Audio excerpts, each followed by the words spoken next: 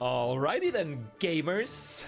It is Sunday evening, and we're just about to get ready with the weekly bounty hunters here. So our roster for the evening is going to consist of 6 show matches across all different skill levels. That said, we're of course always open for everybody to participate and attempt to match all of the participants with people of equivalent skill level is sort of a gist here. The name of the game is Guilty Gear Strive once again tonight, and format is, as you may know, first to 7 wins. I'm your usual host QK, and now since we're once again running a little late on time, let's see what we got in store for tonight and maybe talk a little bit about the roster before it's go time.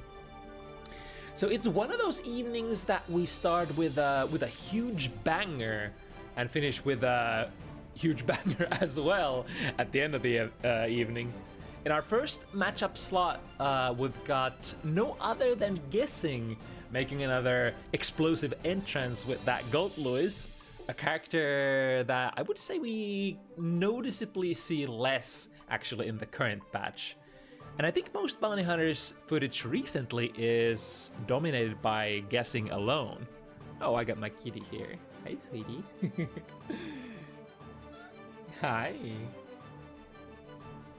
I lost my train of thought, but yeah, challenging Guessing today is Monnter Elfelt, both making his bounty hunters debut tonight, but also putting this match on a test on the screen for the first time in the history of our show, I think. My cat is being so cute. Oh, sweetheart. You wanna cast with Mama? Yeah. Likewise, at the end of the evening, we've got Pokey on that semi-new Kai. But of course, this character ain't really all that new for Pokey at all. In fact, I might argue that it's getting pretty close to Pokey's old main. And challenging Pokey today, it's been a while, but OLC May is back in business for the first time since, I want to say, like a year ago or so. So yeah, talking about 2 hardcore bounty hunters veterans here. And then, of course, everything in between is in the usual bounty hunters fashion. So matches of various skill levels here and there. We've actually got a relatively zoner-oriented card today, I want to say, since we got 2 Testament matchups and an Axel matchup to go with that. And actually, it's certainly rare in the modern patch, but slightly improved again that character since the changes of the previous patch. And it's gonna be Cleb in the matchup slot number 4 who's showing us the stuff today, in a matchup where someone's probably gonna go home sore today afterwards, as Metadona's Abba answers the call tonight. Classic turbo rushdown install action from Abba versus the de facto keep away zoner character of the Guilty Gear franchise. Otherwise, the 2 remaining players making their debuts tonight can be found firstly in the slot number 3, where we got XarioS Sin in a little bit of a whatchamacallit, sibling rivalry matchup. Sin versus Unica. Always an interesting matchup to watch because the characters are decently similar but different enough so that you don't get that mirror vibes. But then we also got in the slot number 5, we've got Rile. I think Rile. Wait, is this Rile's debut? Let me make sure. I don't want to talk too much smack. No. Rile has played once already. Yeah. So completely new So not completely new and has done this rodeo before. But yeah, that'll be basically what we're rocking with tonight. Let me do a couple more things before we get started with our first card of the evening, which is gonna be this one. Big one at that as well. You could say this is probably our top seed of the evening, if you will. Super high level match.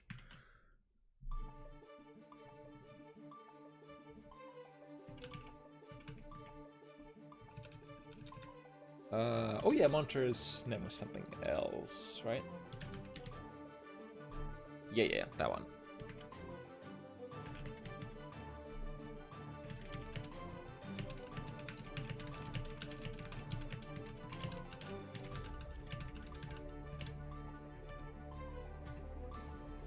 Okay, let's send that out, and that should put us pretty comfortable to talk about this matchup in particular. I think, like I said, this is probably the first time ever that I cast Elfo versus GGST. Elfo has been sort of one of the rare, or I want to say in the competitive front, like, is that even true though? I think Elfo has been decently popular character as well, because she's a character that, like, she's like a huge mix-up demon, and she can get stuff done. You can find a lot of success with Elfo without having to necessarily worry about certain aspects of the game. So, like, she's fun to play. She's, like, powerful to utilize, especially at certain skill levels. But not necessarily the most seen character, especially on bounty hunters. We've got a couple of regulars who, here and there bring that Elfo action. But I wonder if we've ever had an Elfo player this high level before. Guessing, of course, represents the cream of the crop of European GGST players.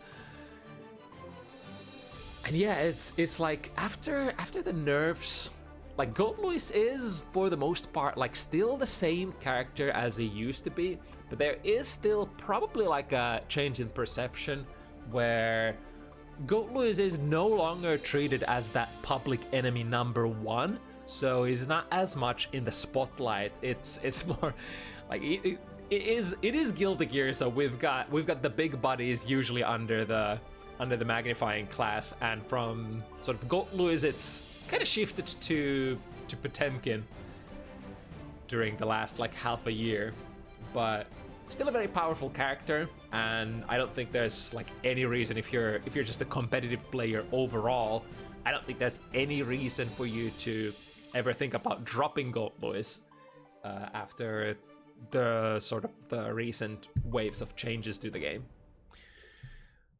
Do we have Monnter around though? I know that we have Guessing raring to go.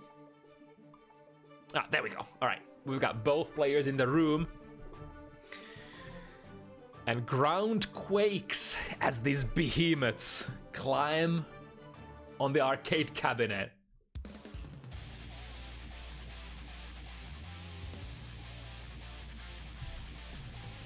So of course, Elfo, both these characters are really good at mixing each other up. When both of these, or rather either of these characters get in on the opponent, it's usually pretty good time. GGST is not necessarily as like super straight into the mix-up kind of character, a little bit more pressure oriented, but there's a lot of like, let's face it, if you miss a pressure reset from GGST, if you miss a pressure reset from GGST, it might be like this. Because the pressure's gonna last so much longer. All of those behemoth typhus are guard crushes, and yeah, deal a lot of chip damage, are a really huge bother to deal with. Elfo is a little bit more straight to the point. It's the high-lows, strike throw, but especially the high-low out of the Rekka. And she can also reset her pressure really fast with that Pine Berry. Switching sides here, Guessing, putting 1 second. Ooh, that's a great reversal super. You do have to have that 50 meter to get out of these kind of situations with that powerful tool, because Elfo does not have access to a normal DP. It's the new improved. Which part of that sequence was improved? I think it's the follow-up of 5 Heavy that is a little bit better after the previous patch. Vacuuming Alpha right up there. Deflect Shield is going to be super effective. And in the follow-up situation, getting the Bridal Express. However, same deal as with what Monnter did earlier. Guessing also revs up that reversal super, which is a really important tool in Alpha matchup. Having a DP or having like any sort of inward reversal can force Alpha to not cancel from her normals into the gun stance, or rather the whatchamacallit, the chain lollipop, the Rekka stance. Practicing a little hit. We go again, guarded by the Pine Berry. High into low, gets caught low. The overhead from the Rekka stance is super prevalent, so you kind of like, a lot of players kind of want to sort of stand up by definition, because like it's usually the overhead option is the one that the players are going to be thinking about the most.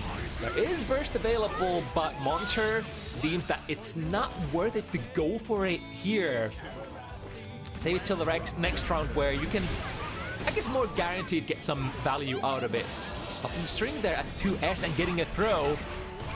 Subverting all expectations. Like 2S's are usually buttons that you frame trap into, but are not particularly good. But since there are generally always follow-ups from that button as well, it kind of deters your opponent from pressing a button. So you might be able to sneak some pressure resets in there. A big combo here for Guessing. Through the wall we go.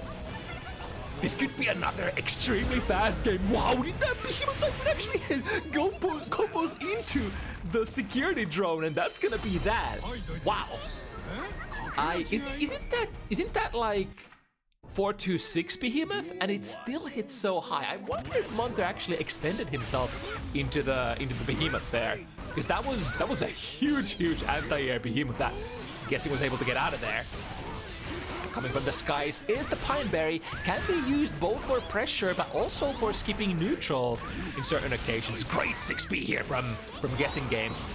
The 6P is usually going to be your go-to if you don't have your meter ready, or if you don't want to spend it. The 6P is probably going to be one of your go-to buttons to interrupt these chain lollipop sequences. Now, funny thing here with the nerves, Monnter ended up canceling into the -1 Rekka, the S Rekka, but since the nature of the Rekka has changed so much, you can no longer get your Rekka charges back. It's gonna be 3 that you can do, period. So if you end in the S Rekka, that's -1 and your pressure ends there. Now in the corner, we start the Pine Berry again, resetting the Pine Berry. You gotta be careful if you're not looking for the Pine Berry specifically, you might miss it. And yeah, it's not really like a reaction grounded anti-air kind of thing that you can usually do. And the OTG is gonna be enough here for Guessing. Wow. Sweeping the floor super fast. I mean, we already knew this. Guessing is extremely strong, and the character that they play is also extremely explosive. And also, thirdly, this character Alpha, not really known for her like health pool. Oh, nice interruption there between the sort of the delayed Rekkas that Monnter was trying to play. Finding a 2S, prompting an immediate burst from Monnter. Doesn't want to get contained in the corner, especially while Guessing has that 50 meter ready to go. Bunch of decent hit. Ooh, there was some sort of problem there with the combo, but we call those in the industry happy little accidents. We take those. Air Fireball, able to weather the storm of that security drone. Really important RPS win here, but can we work with that? Drifts forward with the RC, as you do in Got Lewis pressure, and unfortunately that was the time when Monnter queued up the YRC there. Guess he was actually able to see during the slowdown of the RC. Landing straight into the 5 Heavy, trying to 6B here, I think in preparation for stopping the Rekka. We don't necessarily have to go for the Rekka. Oh no! Tried to go for a reversal. Was that a reversal Pine Berry? I think that was a grenade. But the huge hitbox of Behemoth Typhoon, these are, oh my god. Is this a Bounty Hunter speedrun? I mean, if there ever was a speedrun, it would probably be on like characters like Nagoryuki or Gold Lewis. Probably like it's Gold Lewis, right? If there's one character that can end sets really, really fast, it's Gold Lewis. dash, blocking forward, trying to be as careful as possible. Elfel does have the range advantage with those fireballs after all. And I guess a sort of advantage in the poking war as well, because your buttons are a little slower on the scale. Covered by the drone. Yeah, eventually you're gonna collide with it unless you're willing to give away so much real estate that, like, we do see players occasionally just completely full screen backdash from one corner to another in order to, like, sort of avoid. Oh, the timing there! The timing of the deflect shield. Is that gonna be another round? Another game even, of course. The routing is impeccable for this guy. Guessing. Wow, I'm sweating here. This is so fast. This is too furious, even for me. And now, when you get to this point, when the opponent starts up so explosively with 5 wins straight, when you go from here and, like, I would start doubting myself, and I would start, like, doubting my whole game plan. Although it does look like Monnter isn't two-faced, still doing the Elfeld stuff. Like, it's not like you can change it up. Was trying to 6B there, I think, but the jump is still fairly strong button as a jump in. Ooh, I see 2K here, so gonna get caught, but no, never mind. Wait, that recovered. That actually recovered. However, the meter for meter, what a sick engagement! Both players having 100 and one-upping each other, but in the end, it is once again guessing that stands victorious. Are you kidding me? That exchange was absolutely bonkers. Once again, side switching with that Behemoth Typhoon, vacuuming the opponent in the corner. Monnter does break out free though, but it's just way too far away from the burst. That ain't gonna help. Finishing it up with Wild Assault. 6 games straight. Holy moly. Like, what can you do here?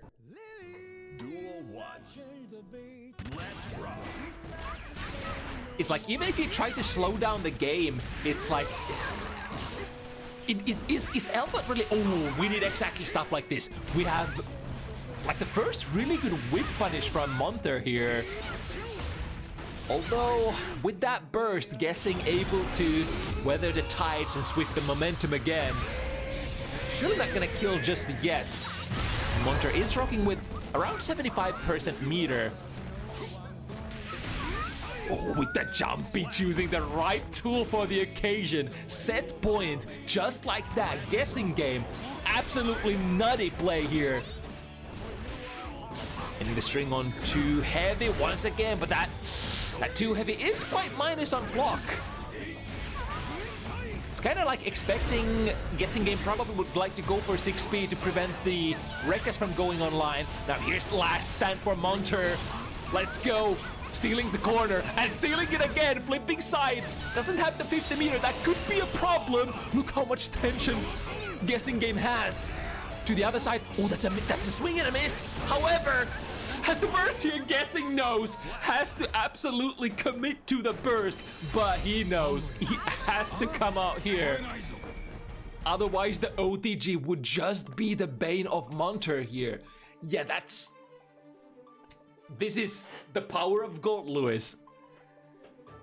And the confidence to pilot that character as well. It's kind of like in Guilty Gear, if you're playing an extremely hard-hitting big body and the opponent does not present sort of the tricky things that make it hard to play this game, you're just confident cruising. You're utilizing all of the sort of you're living the meta of the game, so to speak.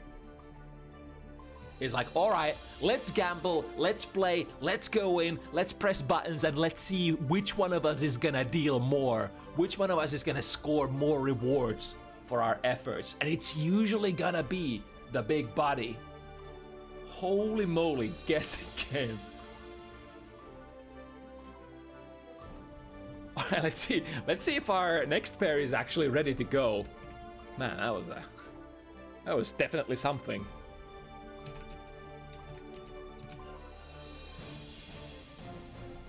So next up we got Raven and Lunar.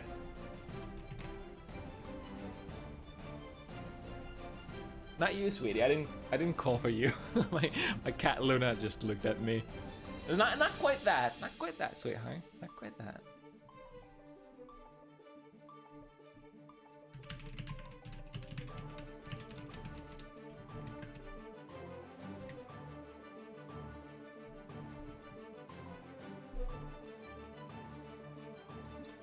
Alright, so I did hear Raven saying that it's been a while since they've rocked the good old Strive. In fact, was the story that they've previously played when they had a match on Bounty Hunters, but there was some amount of like coaching action going on. Was feeling a little, what's the word I'm looking for, unprepared for the matchup, but was able to get some sparring in against a Testament player. And Testament is one of those, like, even though Testament is technically like a very fighting game character, is like throwing fireball is as old concept as it can get in sort of the world of fighting games. Testament does it a little bit different. It's like, it's not straightforward Street Fighter fireballs you're throwing. It's, you have your S Reaper, which is kind of like a standard fireball, and you can jump over it, you can instant air dash over it and counter it just like every other fireball in the game. But then you also have different angles you can throw. The up fireball on the ground with a heavy Grave Reaper, you can be airborne, throw all sorts of angles. You can even use the Crow, which even Crow has like 3 different angles. You could send it like neutral homing, just horizontally on a high angle. When it comes back, you can send it straight back. It goes horizontal on a low angle. And then, of course, the succubus markers that are manifested from your standard Grave Reapers. The Crow can home in on those as well. So there's a lot of different sort of trajectories that you kind of have to calculate or keep in mind when you're trying to decide, all right, which path do I take? Which trajectory gets me there without getting tapped by Testament's projectile game? And Baiken is like a pretty straightforward character in the sense that you don't really have a lot of like different movement tools, sort of throw the opponent off. You have like, it's no joke that people often say that just a straightforward instant air dash jump slash for Baiken is like the way to get in. And I mean, it does work in this matchup as well. If the opponent, like if Testament is throwing a fireball, just press that instant air dash jump slash. It does get you there, but you might have to do things a little bit more advanced to get those openings, because of course the zoners are gonna know that you want to do that. Usually some amount of dash blocking is of course required. Let's see how Raven is gonna tackle this.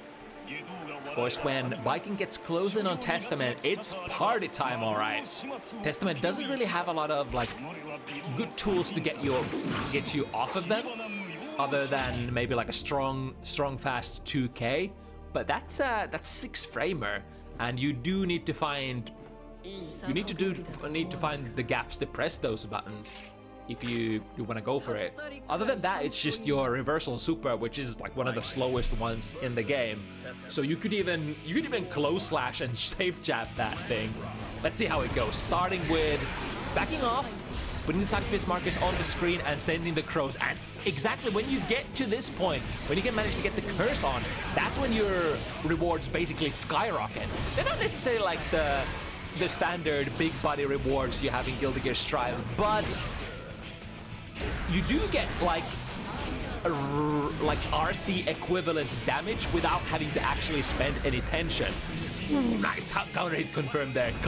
Far slash into 2 heavy, still reaching there. If you're like at the top like tip range of that far slash, and Testament does have a really massively ranging far slash, you usually can't connect like things other than maybe a fireball.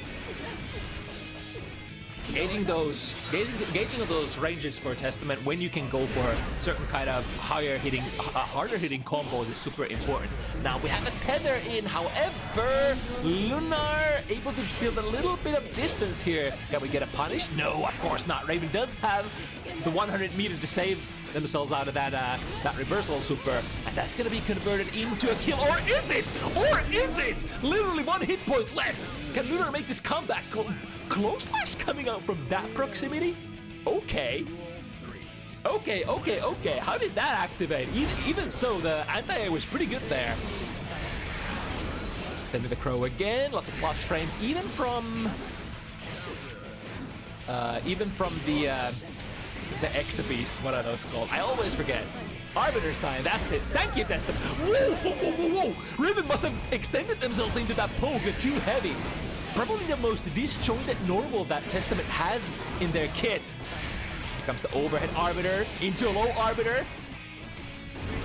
Theoretically is reactable, so like if you're standing on the other side of the screen, there generally isn't a whole lot of other things that Testament could do other than sort of check your reactions with that Arbiter sign. And if you're specifically looking for the high Arbiter sign, it is considerably slower than the low one. So like if you're keen-eyed, you can spot the difference between those and save yourself. And if you block a high Arbiter sign or a low Arbiter sign for that matter, without curse being applied, you can close the distance like decently well. You can at least get like half screen real estate as you're working yourself towards the zoner. So there is definitely merit for blocking those Arbiter signs at neutral as well.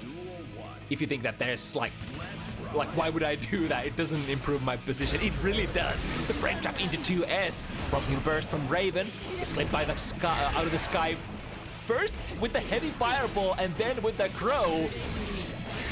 Gets him with a 2K 2D. Doesn't leave. Oh, ooh, okay. Wait, you can parry that? Really? Is that a strike? That's kind of cool. I didn't even know that, and I played this character. Right, attaching the Kabaret. This is really good striking position for Raven. We have the meter as well, skipping to the other side. Still plus, I think, from most of those yaws and cross-ups. Yeah, we have the juice. Go for that 5D, doesn't find the mark. Still 50 meter to spend for the pressure to continue. Finally, the storm has calmed down, and now it's gonna be Lunar's time to show what's what. Ooh, but that's a great option. A lot of those fireballs, including that crow, tend to be very high profile. So if you do stuff like micro dash into some of your low profiling buttons, such as like 2S that Raven pressed here, that is one of the go-to methods of, poking Testament out of their fireball game. And you bet your ass this combo is gonna hurt when Biking gets in and gets the combo. He is usually gonna take like roughly half of the opponent's life bar. Teleport into a little bit of a surprise here. Renew the curse.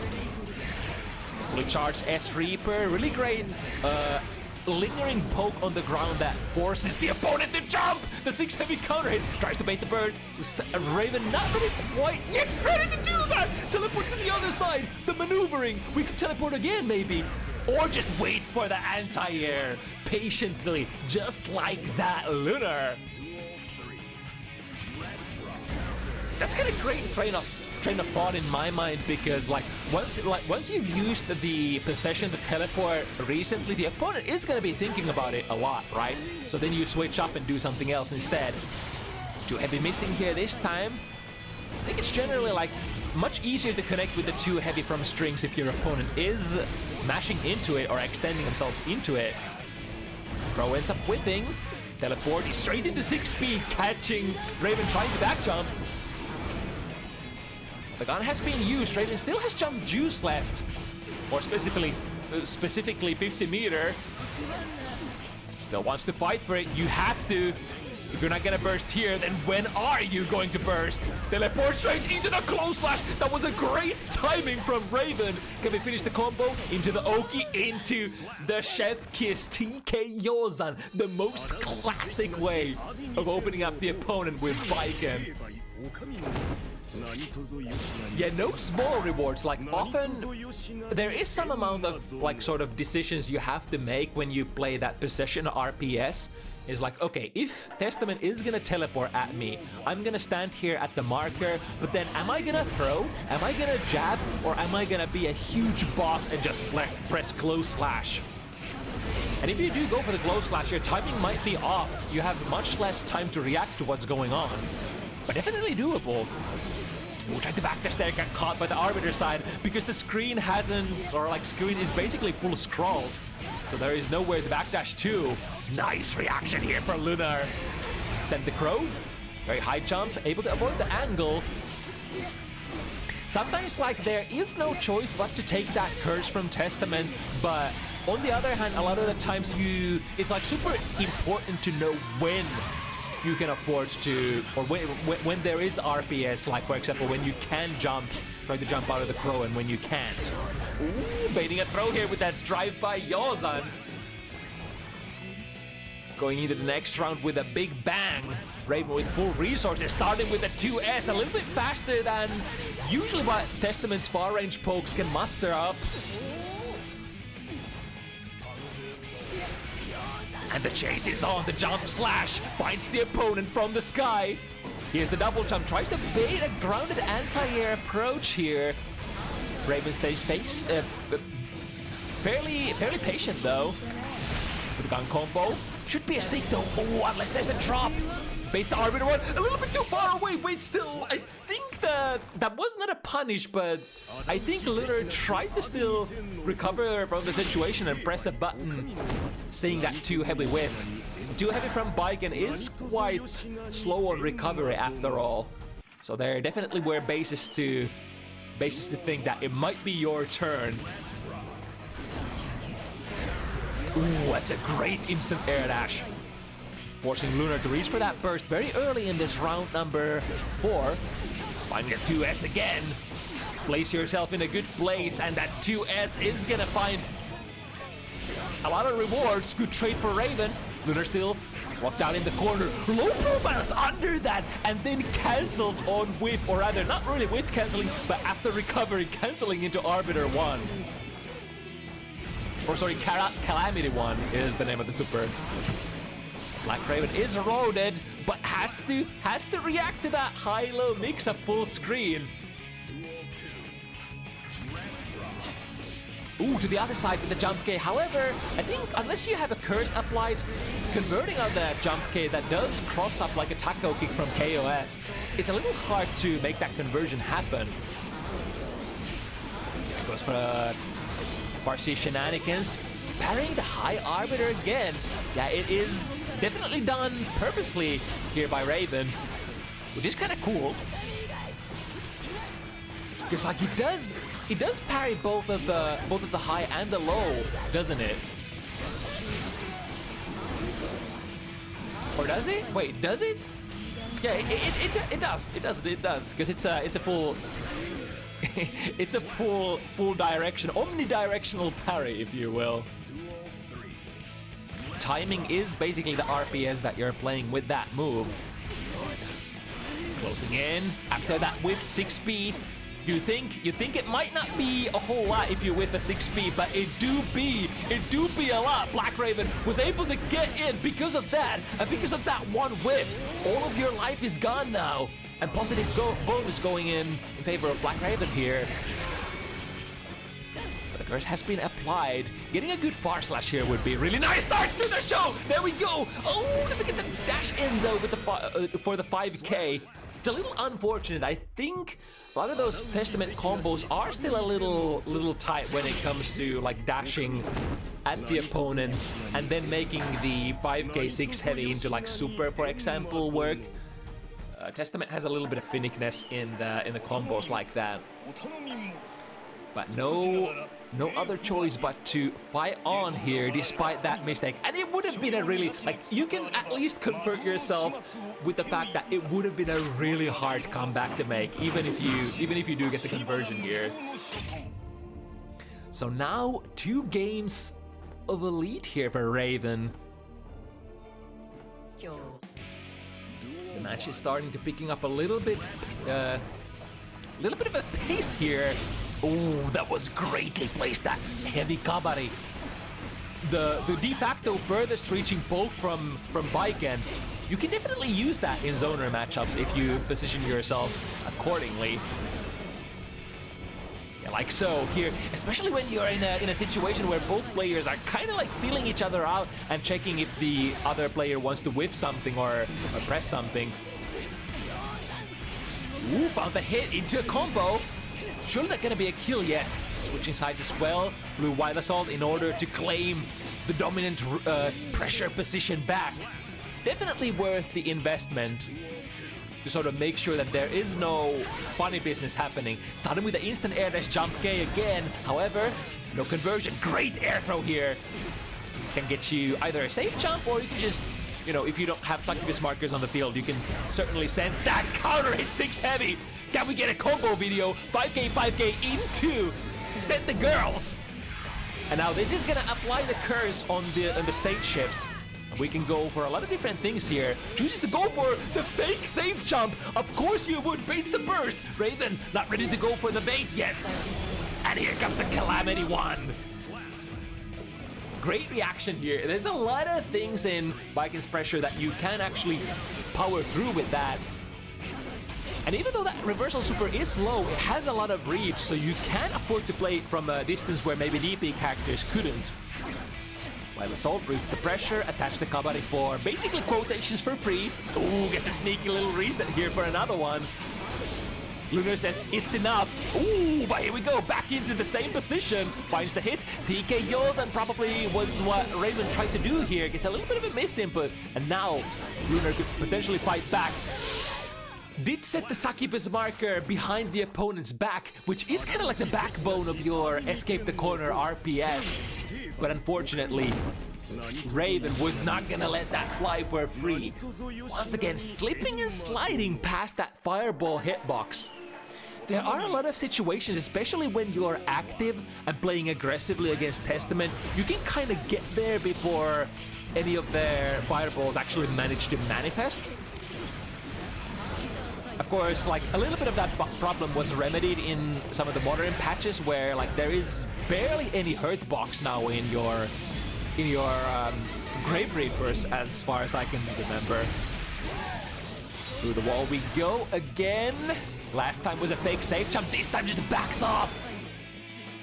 Into an Arbiter sign, pops the curse, and sends another beast on the way. Yeah, not wanting to risk it. It's like even the fake safe jump where Lunar baited out the reversal parry is a little dangerous because, of course, what if the opponent is pressing buttons? What if the opponent is throwing you? What if the opponent is escaping you? Ooh, the jump was a little bit too slow here. Raven, especially being like lower altitude there, able to slip and slide past that hitbox.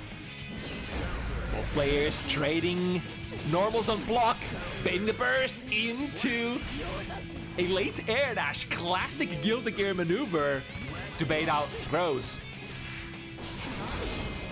Ooh, nice. Once again, that's a third time. Or fourth time. Quadruple. Maybe even more. Yeah, tries to chase that possession RPS. However, was a little late there and Lunar was able to get out of the corner. But not out of the frying pan just yet. Here comes the combo. Backdashing, getting a close launch. However, the 2-heavy doesn't connect. I think because the opponent was airborne there. Nice. Applies the curse again. Here we go. The full screen parry here. He's starting to work out for Raven. I think that's probably what they've been trying to do, trying to find the timing here. Plus frames from the descending Yosan and then into an ascending Yosan. Finds the hit and wham bam, thank you ma'am. Mix-up machine is online. Point blank range, yeah, I can work with this. I can work with this, says every single Baiken player ever.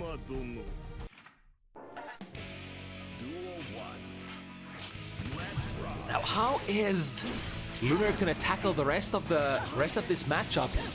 Raven is finding a way in very consistently here, which is a huge problem. Like basically like most of your, or not most, but like a huge like value of your kit is being able to keep the opponent out. And if a character like Baiken, who does have some neutral... Ooh, okay, this is not gonna erase the advancing fireballs, but they're not gonna hit either! Wow, that went straight through Baiken, huh? Missing the... I think missed the throw there in the airborne state, so getting punished on the landing. And from that opening, Raven shows no remorse to Lunar whatsoever. Started with a couple of fireballs and then a standard 6p. That means we got a curse. Can't go for a fully charged fireball here. I do like this kind of gameplay where you kind of accept that you don't really do a whole lot of damage as Testament. So from your major hits, you just send them full screen, then send a fully charged S-Reaper at them, and kind of guarantee that you're gonna be good for playing the neutral afterwards. Yeah, Reapering, a little bit teleporting. Ooh, daring today, aren't we? Teleporting straight into... Ooh, that's a great read here. Put them down. Of course, they throw a little bit too early, and then frame trap into the 5 heavy. Another button that is kind of, I think, unnecessarily hard for Testament to convert sometimes because of the kind of bounce that it causes. Great fake safe jump once again. Or I guess we should call it a fake jump in, because like there's really nothing to safe jump from Baiken per se, other than I guess the reversal super. Nice smash here. We're not quite out yet, especially since we are connected, as they say. Parrying the... Wait. Did I see that correctly? Does parrying the projectile actually flinch Testament on the other side of the screen? Is that what's happening? I mean, I guess we're gonna see that again at some point. That's just the Escabari. That is usually a huge RPS loss. That is kind of like the I guess the holy grail of how you have to defend against Baiken's pressure. You absolutely have to have that the reaction 6p on point when you see Kabari going off. If it's the S-Kabari, it's so important to be able to interrupt that. And I mean, if it's the heavy Kabari, you can't react to that. Human reaction times can't do it. So you're naturally gonna be in block stun already if you're just strictly trying to visually confirm with your eyes that, okay, some sort of Kabari is coming here. But in the midst of it, it can be really hard, and that's how a lot of these like Baiken players can sneak in some extra value. It's kind of like the ultimate formula of fighting games. There is something that is very easy to... Ooh, the teleport RPS works out for Lunar. Air dash out of the teleport, and now back into the zoning. We have a Succubus marker in a really nice spot. However, good time to jump here for Raven, and snipes Lunar out of the sky with that jump slash. That is really bad time for Team Testament. Big combo. Ooh, that time on the descending jump K was actually able to get a little bit of a conversion here. That was a huge commit. Maybe worrying about the burst. Yes, indeed. But Raven, once again, not willing to give it just yet. Another hard bait. I think at this point, Raven just doesn't go for it. And Lunar says, fuck it, let's go in. We need one more hit anyway. A good trade here with the 5 heavy. Even if you can't get combo out of it, you do kind of put the opponent in the corner position, right? Ooh, with the jump D. However, I think the jump, that must have been an air throw, right? Because jump D, even though it has a kind of like a good looking hitbox for Testament, it doesn't convert at all, if I recall correctly. Getting cursed. Ooh, the patience of the waiting game. I think even though this burst works out, Raven does have to block. Yeah, the last hit there from the girls is applying the curse, and that means you have a super powered jump B, which Lunar was able to convert into the side, into the wall split. Nice again. That's another thing. Like you don't necessarily have to wait with the 6p if you have your reversal super loaded, like we were talking about earlier. And I think the heavy Kabari cancel isn't airtight either, right? So Calamity 1 would solve both of those Kabari cancel problems.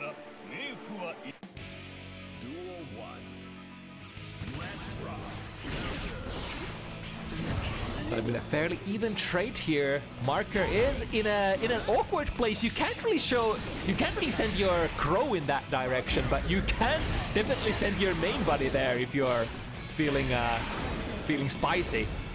That's a big whiff with that 6 heavy. Lunar kind of knew. He's like, oh shit, I really fucked up when your 6 heavy misses like that. I tried to go for a parry here. Teleport animation, but Raven is on top of it, putting Lunar in the corner and through the wall as well. Life situation is even. Raven is working with a burst. Ooh, that was perfect timing. Look at that. Advancing on a foe that is kind of like moving backwards with their jumps and presenting good hitboxes, good horizontal hitboxes. Like Viking can do this too. If you jump back and use jump slash, it's really hard to approach. But Raven was able to find a good timing there, and now with the set point position, threatening to end the set here. Here comes the overhead, the classic insta combo. I think Lunar is still alive, or is she? Yeah, just by the skin of her teeth. 50 tension, what can we do with that? YRC, get off me! The chip damage is too much of an issue, but also the life bar, the full life bar left on Raven is way too big of an issue as well. And so it goes, Raven does take this one. Even despite being a little hesitant about how well we're gonna be performing against Testament, the training must have paid off, because there was a lot of really good like specific matchup specific interactions that you don't see very often, like those parries on the arbiter signs and the positioning, especially the positioning for your normals, especially that 2S. Absolutely beautiful counterplay.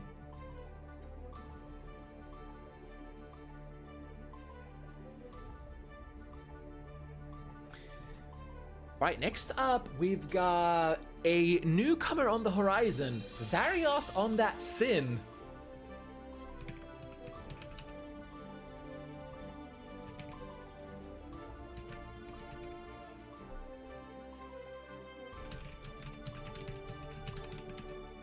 And I gotta say,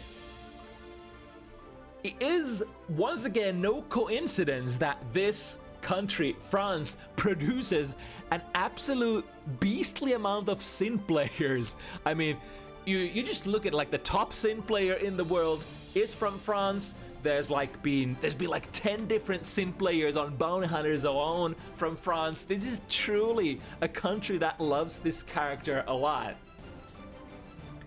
And of course, yours truly also loves seeing every and each Sin player playing on the screen. From like, yeah, let's say there's a little bit of bias there. Might play the character or something like that. Always fun to see. The matchup tonight is gonna be versus Unica.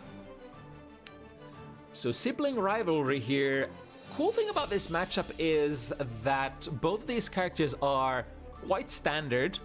They have very similar kind of tools, being lore-wise the offsprings of Mr. King himself, Kai. Both have slides, both have sort of like far-reaching pokes, far-reaching tools. I guess Unica has inherited the fireball advantage, so can leverage that to sort of take gain a bit of an advantage over Sin, who, if the fireballs were not an issue, Sin would definitely have the advantage in terms of reach. But because the fireball option is always available for Unica, you can't really call this an advantage on the reach front for Sin in that sort of way. So it's the playing field is fairly even between these two characters. And that's what makes it so beautiful. It's two very similar kind of characters in terms of gameplay, but there is enough of a twist that you can say like these are two completely unique entities and not just another mirror match.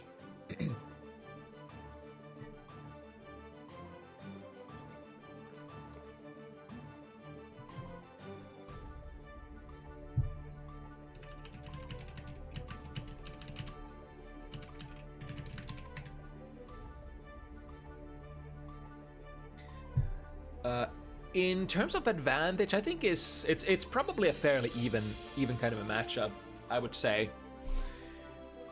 Sin has, I guess, traditionally been considered a little higher power level character, but especially after like the nerfs to Sin's kit in previous patch, the playing field has definitely softened a little bit.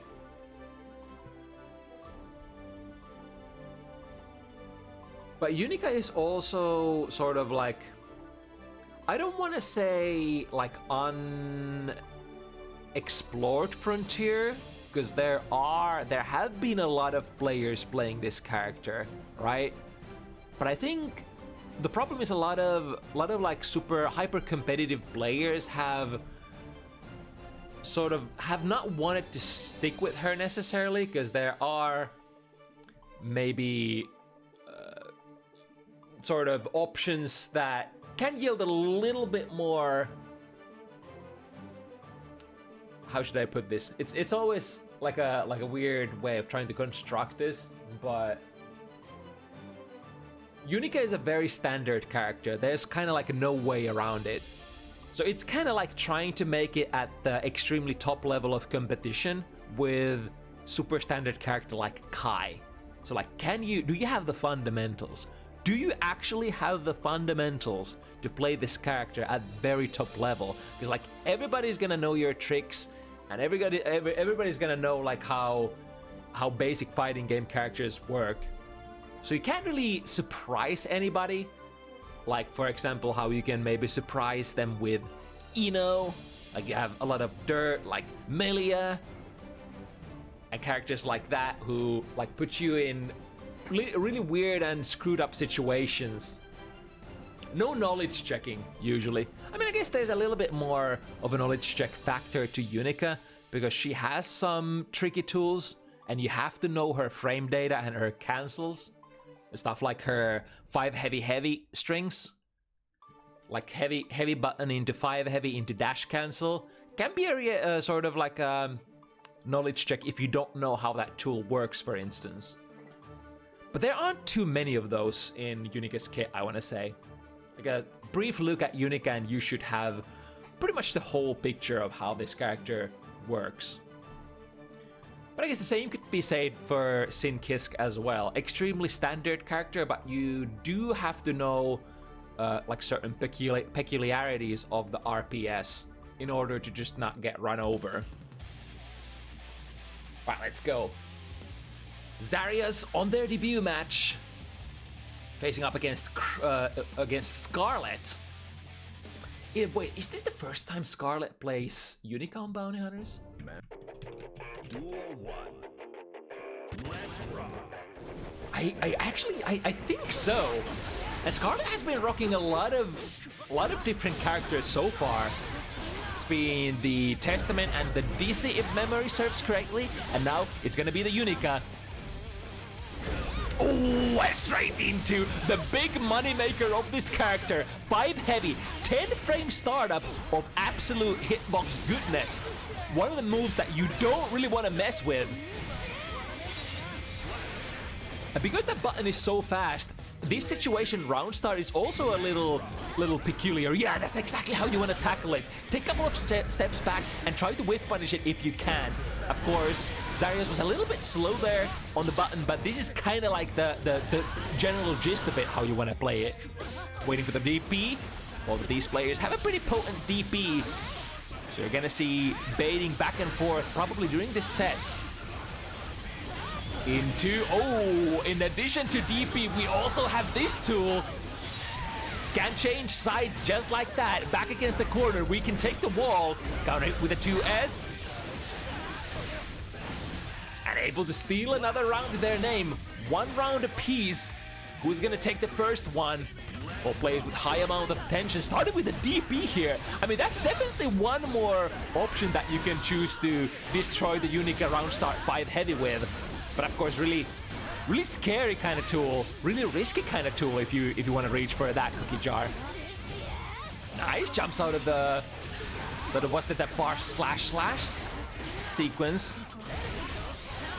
Ooh, seeing the Unica player take the 5 heavy stance, or sorry, 6 heavy stance, go straight into the sliding move. Oh, that's a bit simple for sure. Of course, Unica 6 heavy is very unique. Gets the DP punish here. This is a super important thing. Back and forth, you have to be able to, like when you play against Sin or when you play against Unica, you have to be able to punish that DP. It's gonna be rocked so many times if you don't. And finishes up with with an overhead, sending the hoop stomp. There was also a lot of juice there in terms of tension. If that doesn't manage to get the job done, first one goes to XarioS. Duel 1. Let's rock. Then both players just casually disengaging. There is a lot of potential, like explosive potential for both of these characters from the round start. So even if you do have your 5 heavy as Unica, oh, that was a nice DP there on the advancement. Spending 2 stamina here. Ooh, that's gonna be very dangerous. Without any tension and any stamina, that hoop stomp can be punishable even on block. Ooh, a little too high up there. And so we go, Scarlet switches positions. Messes up the combo a little. There's a Unica. Ooh, what was that? The telekinetic 5 heavy. Bogey the hitbox that XarioS was extending forward. I went for a far slash, but that time the instant air dash was really well timed. Both players with a lot of meter here. Drifting forward, slows it down. However, Scarlet, no fear whatsoever. Just goes for the tap throw. Expecting XarioS to be completely point blank in that sequence. Nice DP here. So if Unica does knock you down and goes for the empowered red laser Oki, can definitely be DP'd if it's not spaced out correctly. Right, through the wall we go. Burst is available here. Would Scarlet use it here? XarioS was definitely thinking that it might have been so, trying to bait the burst. The DP, once again, out of the stamina burn, but it's not gonna be enough because he lost so much health already early to that round.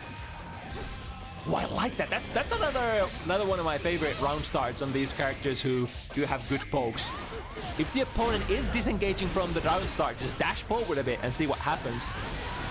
Decent hit with the 5k. That's a really potent starter as well. Almost equivalent to a close slash. Ooh, tried to go for a safe 2S meaty. But venturing a little bit too close. The throw whip here. Switching sides with the L count. We can definitely do it like that without spending any stamina.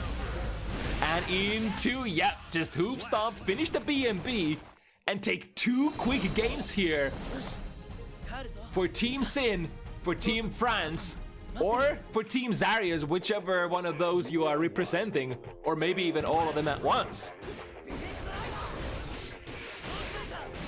Because a lot of normals are minus in Guilty Gear Strive, so like dashing forward into the opponent's buttons at round start isn't like a too bad of a deal, too bad of a trade-off. There we go. We have the stamina to spend. Just trying to be maybe a little bit burst safe here. Nice, gotta cancel into the super.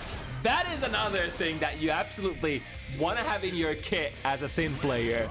It's the most stamina efficient way of getting a hard knockdown on the wall break. But speaking of the wall, Scarlet taking XarioS to the left corner here. Positive bonus, full health, and soon to be a lot of tension. However, XarioS finds the hit, breaking the momentum.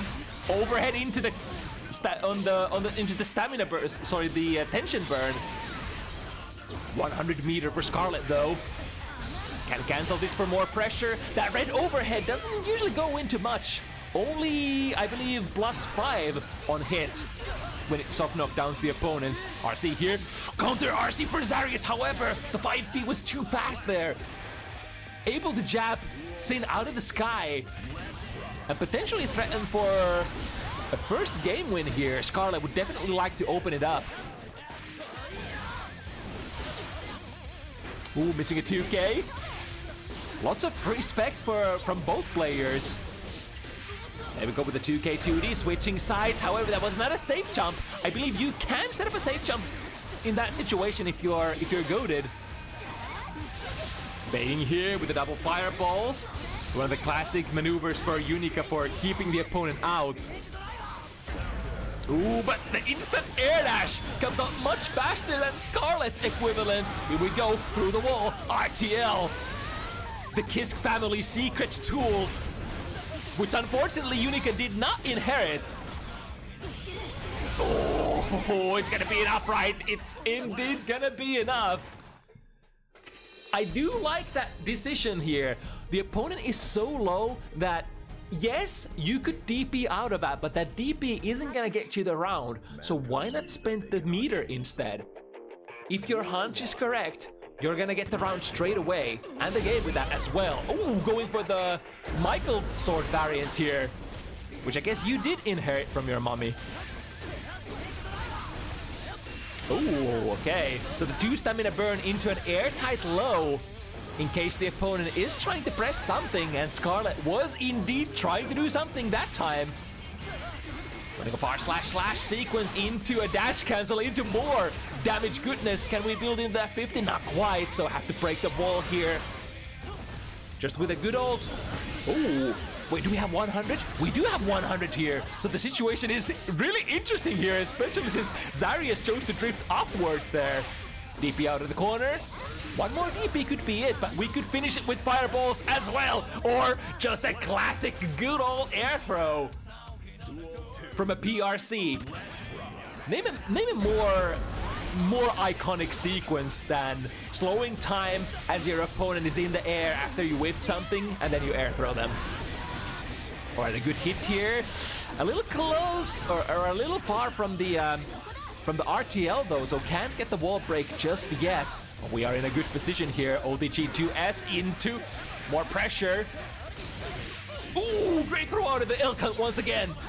That is one of the go-to counter plays against Sin that you can utilize. That Elk is theoretically reactable. Look at that, the angle, 6P, doesn't hit cleanly. Misses a 6P, or sorry, a 2P there on the ground, I think, on the side of XarioS. To the other side, slides out of the close slash. Which player is it? It's Scarlet winning that sequence. Absolute nuttiness. It's so cool that like a lot of players have learned to sort of leverage that. Like when you, at the end of the round, when you have so much meter and you screw something up or you put yourself in a dangerous position, you have to use that PRC in order to try to fix your position. Or as a counter PRC to the opponent's PRC in order to not put yourself, or not, to not remain in a disadvantageous situation. Never want to be in that. Oh, misfire here. But that's kind of safe. That's kind of safe. Yep. You would have to DP between those hits if you wanted to do anything. There generally is not a gap if the Sin player doesn't want to leave you one. Ooh, was maybe thinking of a throw. However, that 5 heavy already active. And with a big 50% life combo, tries to slide under. What gives? Doesn't go over under the big driver. I think the low profile frames were already over because Scarlet sent that slide from such a far range away. So of course it would be kind of nutty if you could just send it from full screen away, which is unfortunately not the case. The Kisk family is a bunch of extremely fair and honest characters. Trademark. Into TKRTL, can we block that? Yes indeed, and we know the punish as well. Close slash into a big combo. Dash cancel from that 5 heavy projectile, producing plus frames, producing a decisive advantage to end the round. Starting with a 5-8, that was not a counter hit, but you can still convert out of that. Good 5B jab. The thing is about Unica's anti-air, she has a lot of different anti-airs, but the curse is that you kind of have to utilize all of them as well. Back in the corner you go, with punish on the 6P, however, Unica lacks range for that conversion. And now, it is XarioS who is working with the impending wall break. With RTL from half screen away, Waiting for the DP never comes. This is the layer 2, pressing the 2K2D instead. If the opponent hesitates, sees the burst during the slowdown of the RC, and that's gonna be another round for Scarlet. XarioS started up extremely strong with the 2 consecutive games back to back, but now, slowly Scarlet is coming online as well. And this is where it gets interesting. Duel 1. Now, what is XarioS's move here? Ooh, was able to input the, I think, the Kara blue overhead, which is kind of an integral part of like some of the more techier pressure mix-up situations. If you wanna try to mix your opponent up. Although neither one of these guys. Oh no! With the knowledge check. On the second hit, runs straight into the hit. And that's gonna give Scarlet more pressure. Reversal RTL here. It has really good range, so if your opponent is trying to evade your DP with horizontal movements, such as like maybe backdashing or trying to disjoint you, the RTL is like a nice counter, or like a nice whatchamacallit, nice companion for the Sim DP to work with. Plus frames from the 6K into standard block string. Doesn't find a hit though. Slightly minus a nice block here, and that's gonna be a punish. That is one of the downsides of the red overhead. Ooh, but there's not enough delay here between the RTL hits, so ends up losing the sequence. XarioS is fully loaded on stamina here, so not out of options even if you do have low tension. With the double jump, that was a nice bait sequence there. Scarlet ended up going for the anti-air, and then in the recovery state, not able to mount another one in time, as XarioS comes down from the skies and takes a round. That was a nice wave punish with Beak Driver. And boy, oh boy, does that Beak Driver still give you good rewards. Season 3, Season 4. One of our... Or wait, did we already have the Season 3 big rewards from Beak Driver? I forget. Time flies by. Drifting into the hit. A little costly one, but maybe at this point when the opponent is slowly running out of life, the Ilka going under the power slash of Unicus. Both can play this game. And a double fireball, really hard to deal with from the air. XarioS with their last hit points gets air thrown, scooped out of the sky by Scarlet. Really nice patient play. The most dangerous move that you can make in situations like that, when the opponent is trying to bait your grounded anti-air, is to actually go for the grounded anti-air. If you end up whiffing it, especially if it's 6P, it puts you in so much recovery. So smartly, Scarlet not pulling the trigger prematurely here and just waiting for the air throw instead. Oh, the classic RPS. The blue slide for Unica is around -3. So you could see stuff like, you know, sending it and then doing the DP afterwards, as Scarlet did there earlier. Finds a hit here, no counter hit though, so no big rewards. One of the primary reasons that you would use the Michael Sword variant on Unica is that it is kind of hard hitting starter.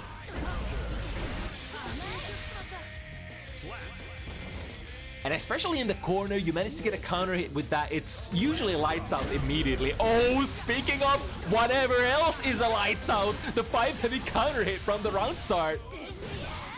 Almost putting Scarlet in a position where she could break the wall with a super. Certainly can here if we find one more hit. Plus frames from the dash cancel. Extending the pressure, and there's still 50 to go with this. If Scarlet wants to RC for more pressure. Moves to 6P though. That's dangerous. We were talking about that. That usually ends your turn, especially at neutral. Finds a match there with a 2 heavy, and a successful conversion through the wall has been able to equalize the situation. The round looked desperate for XarioS, but couple of good Sin hits. Now we'll have to stall for stamina. out of tension as well, and we can no longer use that burst mechanic, that orange wild assault to stall for time. Oh, a little too early. And with the standard mix-up, RC, is it the air throw? Wait! It's XarioS! XarioS was in the air, and it's XarioS who gets the air throw. I mean, that makes sense. If you are in that position and you're expecting the opponent to air throw you, your only way to save yourself is to go for a tech.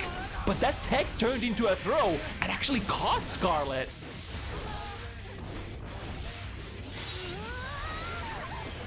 Now XarioS with a massive life advantage, going through the wall. Jump slash ends up whiffing, going the wrong way. The double jump. Once again, Scarlet using only the low risk anti-airs. Stuff like 5B, which doesn't hurt you too much if you whiff with that. Lots of meter on XarioS' account, but same goes for Scarlet.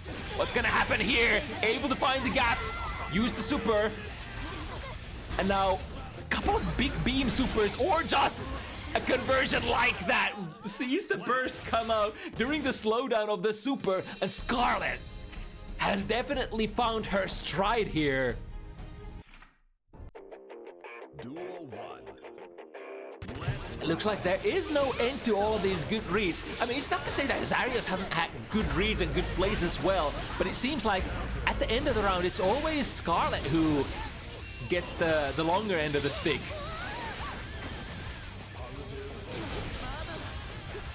Right, running out of resources here, so XarioS will have to slow down for a moment. Very preemptive 6B, ends up whiffing. But then, the stamina has loaded, or rather recovered. Ooh, falls straight into a 6B. I think that might have been almost a punish on the landing frames. Gonna be -3. What's gonna happen here? Waiting for the DP. I love that. I love that so much. XarioS remembers the RPS option that Scarlet played earlier. That option is on the table from that -3 out of the blue slide. Ooh, went for the throw again, but it was a little too early. It's been sort of plaguing both players in this set. Finds a hit, however, no resources to convert, especially in the newest patch. You need to have tension if you want to convert like that from full screen as Sin. Ooh, aligning themselves, jump BBB, which is a little hard to convert unless you have RTL ready to go. Soft wall break, positive bonus has been acquired, and most importantly, 2 stamina in the tank. We can press it, we do press it, and goes for the airtight 2K again. Probably the safest play here as well, because Scarlet had like full burst ready to go, as well as like 50 meter. So there were a lot of options that she could have matched with. Just keep it airtight. Check if the opponent is actually low blocking or not. And because that Elk 2 is a guard crush, the opponent will have to keep blocking in the right direction during that without being able to do much. Waiting for the DP never comes, still resumes the pressure, guard crush from the beam. This is the right spacing, this is the way to avoid Sin DP. If you space yourself like that and the opponent does nothing, or rather if they play only DP and block, you're gonna beat both of those options. YC reversing the momentum for a moment, have to spend burst as well, but straight into the mouth of the beast. The looming 5 heavy. Smack dabbing XarioS out of that round. Or just a normal hit. Michael Sword here will push the opponent really deep into the corner, but no conversion. Right? Changing the layer a little, instead of the airtight 2K, playing the throw option from the 2 stamina burner. Through the wall. Now 0 stamina situation for XarioS. Smartly backs off. Ooh, but that's an interesting situation. Even on counter hit, I believe that Elkant is minus. So if your opponent is paying attention to your resources, they can sort of determine that there should be no pressure afterwards. But it is a kind of a knowledge check sort of a thing. Ooh, got the backdash. And then more dash pressure. With that dash pressure, we've been able to put the opponent almost in the corner. Backdash shimmy. Scarlet doesn't bite this time. 50 meter in the tank. Ooh, the guard crush. However, not able to make it airtight. From that distance, you could airtight 2K, for instance, if you thought that XarioS was gonna go for a DP. No! The missed meaty throw has been the bane of XarioS' existence. I think a couple of times we've been going for it too early, but I think this time XarioS just went for a straight up backdash there to avoid it. Even though Guilty Gear Strive is a strike throw kind of a game, at the end of the day, it's a little bit more about strike than the throw. The throw is, especially at the end of the round, like really, really dangerous. If you don't have tension to option select yourself out of it, the classic PRC option select when you whiff a throw, it could end up costing you the round because you put yourself in a counter hit state by whiffing a throw. The XarioS definitely has not given up yet. One round, starting with a red slide. That is akin a forward-moving DP. So if you can't get the arbalest state for the blue extension of the slide, it is going to be so minus that the opponent can just dash in and close slash you. Ooh, nice block there on the overhead. And the punish? Yes, gets it this time. Unfortunately, it turned into a bar slash, but we're gonna take what we can get. And one more hit. Big driver could be it. Goes for a DP, unfortunately. Scarlet had already recovered, and here comes the pain train, the 5 heavy once again. The button that makes the magic happen for Unica. Drifting forward into close slash. Plus frames here. There was a little hesitation, maybe waiting for the DP. And here comes the pounce out of the corner. Elk Hunt. You don't need any more, like even if you don't have tension here, I think XarioS knew that all I need is one more touch. We can go into the follow-up, we can deal the necessary pixel, and we can take the round here. Duel 1. Those are the kind of situations where you don't necessarily have to think about your resource management that well. Oh, that's a counter hit. That could have been maybe converted into big damage mid-screen as well without the use of tension, but it is a new conversion in Sin's kit, or sort of semi-new. Are seeing the more pressure here. Scarlet doesn't end up finding a hit, so now it's XarioS' time to turn on the heat. The airtight 2K again has been basically the go-to choice for XarioS, and it has been working out every single time, I want to say. Hasn't been blocked even once. That kind of showcases that Scarlet probably has counterplay there, because that kind of move, the airtight 2K is the counterplay. That's a lot of counter to counterplay against the 2 stamina burners. Ooh, again the close slash, a little too late here, getting back thrown for their troubles. XarioS does have a little bit of a buffer here, even if they were to lose this round. Ooh, that's so lucky that the red overhead actually stuck to the wall, getting a much better Oki as a result. Or I mean, it goes back to neutral, but I guess you would much rather take, the wall break than +5 in the corner. Where does 6P go? Sin, where does 6P go? Ooh, there we go. The airtight 2K was blocked this time. Uno punish there on the no cancel Elk Hunt. But in the heat of the moment, it's sometimes too easy to let it pass. Here comes the conversion from the Elk Hunt. Have to burst that. 6P under the fireball. Oh, we're going so back and forth. Couldn't quite switch positions here, but lots of corner carry potential for both of these players, so it doesn't matter all that much. 50 meter in the tank. As the set has progressed, XarioS has been a little bit more conservative with the reversal RTLs. It does cost you resources after all, which you would much rather have for sequences like this, maybe. The conversion didn't quite work out. The 2K there at the end goes for the zone. No! XarioS, not like The throws, the accursed throws. They just don't seem to land for XarioS, and that's gonna be it. Scarlet shows no mercy there on the throw whiff and takes it away, 7-4. Oh, that's painful. That feels so bad. But sometimes it do be like that. It do be like that if you're a little bit too active on the trigger finger. Like the difference between when the throw works and it doesn't can be just a matter of like 1 or 2 frames as well. It's a classic fighting game thing. You have to have the timing on point perfectly if you want to nail those big round finishers. But yeah, good set back and forth for sure. And welcome the bounty hunters on for XarioS as well. Hopefully seeing more Sin action from the France region in the future as well. Okay, next one is gonna be Cleb versus Metadona in a very, very polarizing matchup. Axel versus Abba.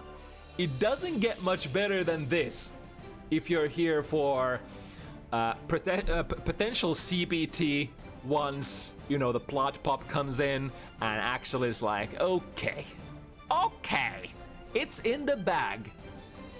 But you have to get there first. As long as Abba has Jealous Rage Gauge ready to go, you could install on a moment's notice, just dash at Axel and end the round just like that.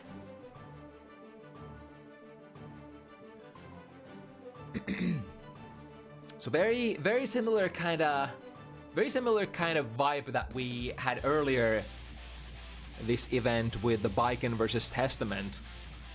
One character, Abba, wants to get in, and one character wants to keep it at full screen, if possible at all times. On themselves, they blame the beasts.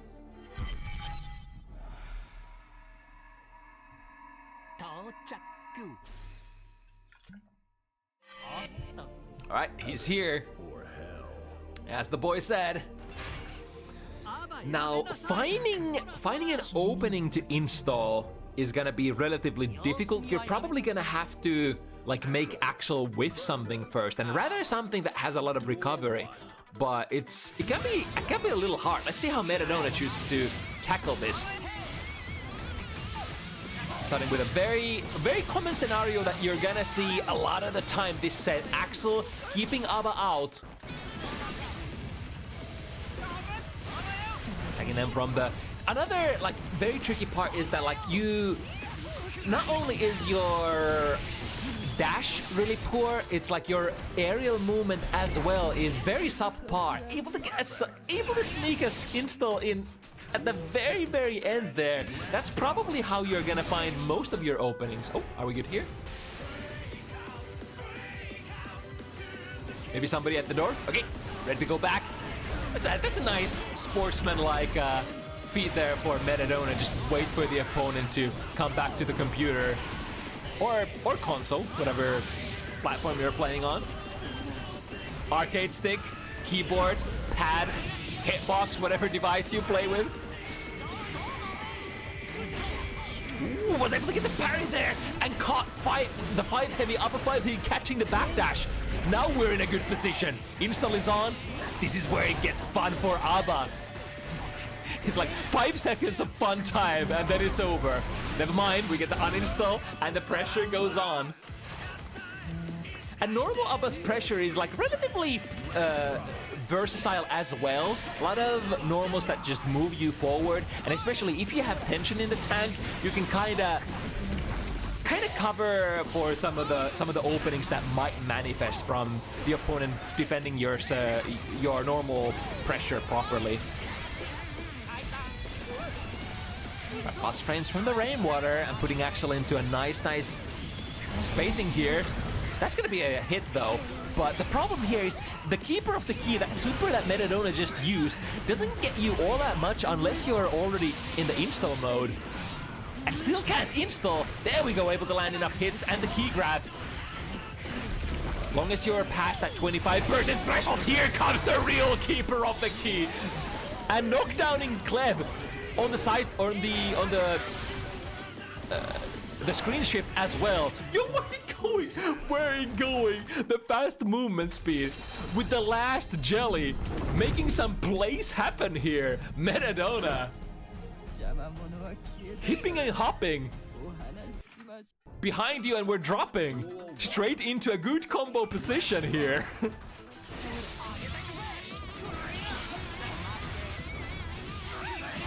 And this matchup is definitely up to just like it can be over in a matter of seconds.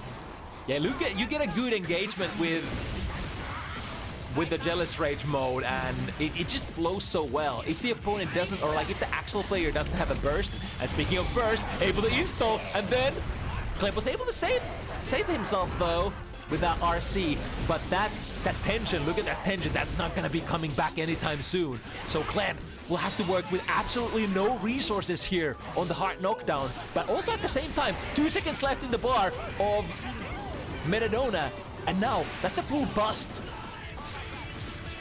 Even if Metadona sends a super here, it's not gonna be enough. Oh, I'm getting caught by the 6 heavy there on the. Wait, that wasn't that a true block string? Interesting. Must have been able to recover out of the air blocked tornado. All right, the command grab is a little early.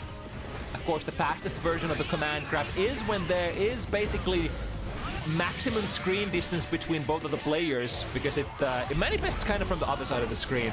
Here we go. We're on. The chase is on, but the 6K. Good prediction here on the anti-air, and we go bust. So now I would probably give Metadona like 0% chance to win this realistically, unless a miracle happens. This is exactly where you want to be as Axel. This is your holy grail. This is your ultimate, your magnum opus. Is like putting ABBA at 0 jelly, full screen, no real estate, no nothing.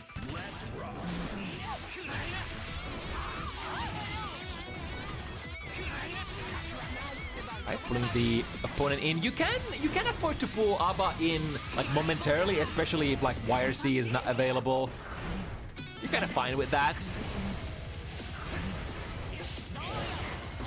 Because like most of the strings that you're gonna do are just gonna send ABBA with the command grab, or sorry, the command dash, and Kleb reading it. Ooh, the tricky overhead. Do we go again? We do have the juice for it.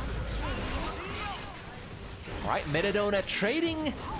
We're trading burst for meter here, but probably a good trade for Kleb to keep it as safe as possible. You don't want to screw around with the install mode of ABBA after all. Ooh, nice angle there. Or rather, there's not a whole lot of options for ABBA to choose from in terms of your air angles.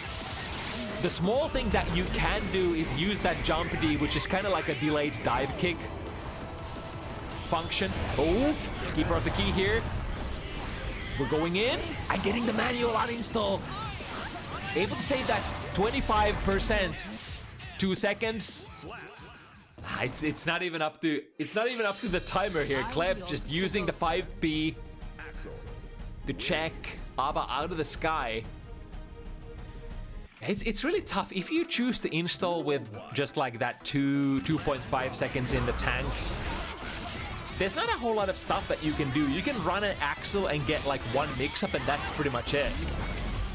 But now we have a solid 5 seconds to work with. Oh, that's gonna be a punish. Here we go. Coming out of the mold with a keeper of the key. Then a throw. We can install here if we want to. Does do so. Trying to push the ABBA back, using FD as much as possible, but so much it did. It's especially the Jealous Rage mode is really, really hard to keep out. Now runs out of the juice here, but let's see what's gonna happen here. This might be interesting. With the 5 heavy snipes. I was about to say, like, ABBA has full health here, but no resources whatsoever. So could Axel potentially make the comeback?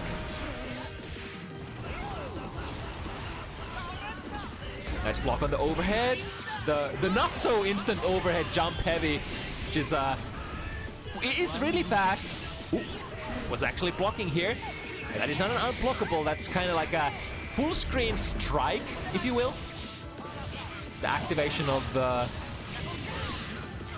time stop super.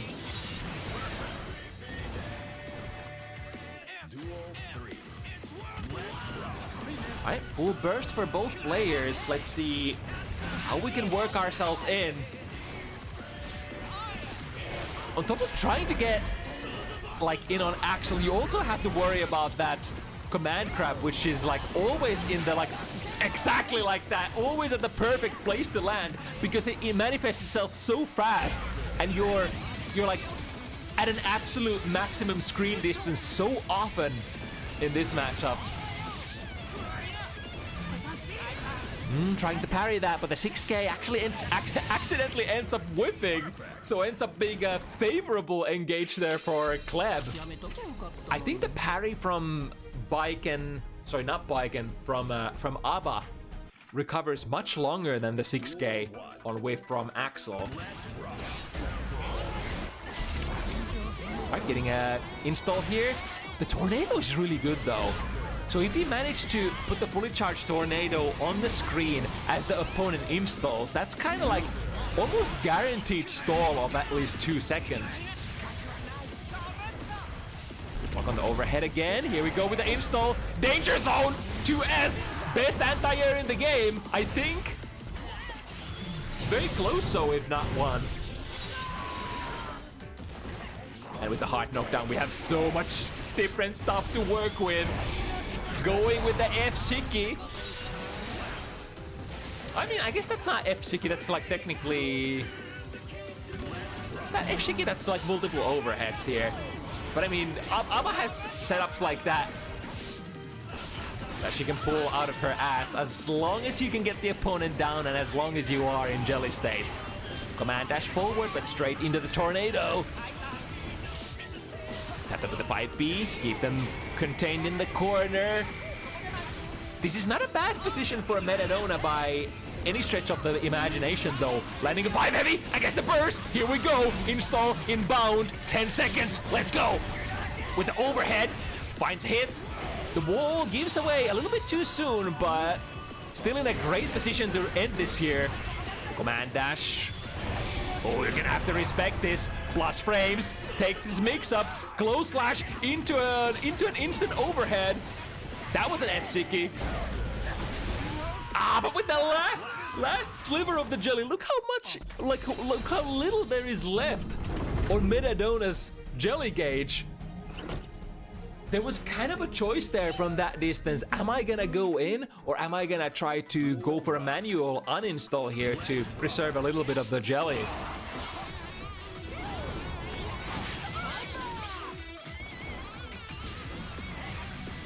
Alright, in the corner, contained, but not tamed, as long as you have at least that much jelly ready to go with the install. If we can find a position to do it. Oh, that's great. From 50% to 75. Here we go, trying to double jump over. Can we get an anti-air here? Jealous Rage Gauge says no. This button, way too deep hitting. Has to respect the 2P here, and now full bust situation, running out of life as well. This is kind of tough. Got the parry though. We can install. Ooh, out of the 6. That was definitely a chance there. Out of the whiffed 6K, which Kleb was trying to predict Metadona jumping in, but instead Meta was going for the install there. All right, break the wall. 10 seconds still on the clock. Tick-tock. Clashing with the jump slash. Keeper of the key is an option as well. If we get close to... Yep, there it is. And then... Interesting, so uninstalling point blank and opting to go in with the pressure in normal mode. But like we said, like we always say, if you are a proficient ABBA player, it's no big thing pressuring the opponent from point blank situation, even with your normal pressure or normal mode pressure.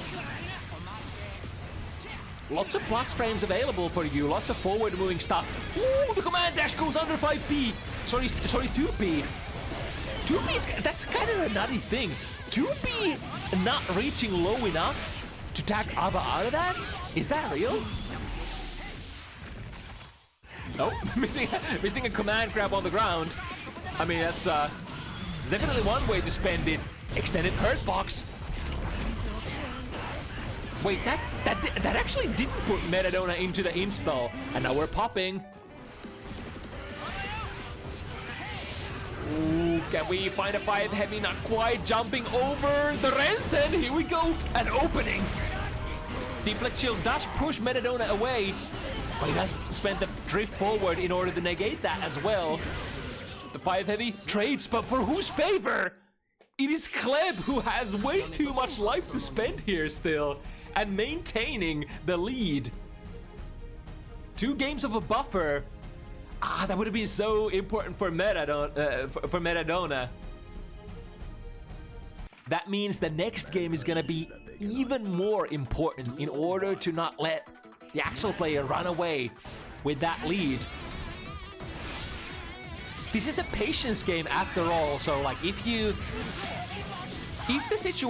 the score situation gets so bad that you start feeling like you're way too behind in momentum and you just can't get it back anymore, that's when a matchup like this gets really desperate, because you have to be so patient on the character that just can't move like half of the time. And here comes the nail in the coffin. OTG, too heavy. Yes, indeed. Queued up as the doctor ordered.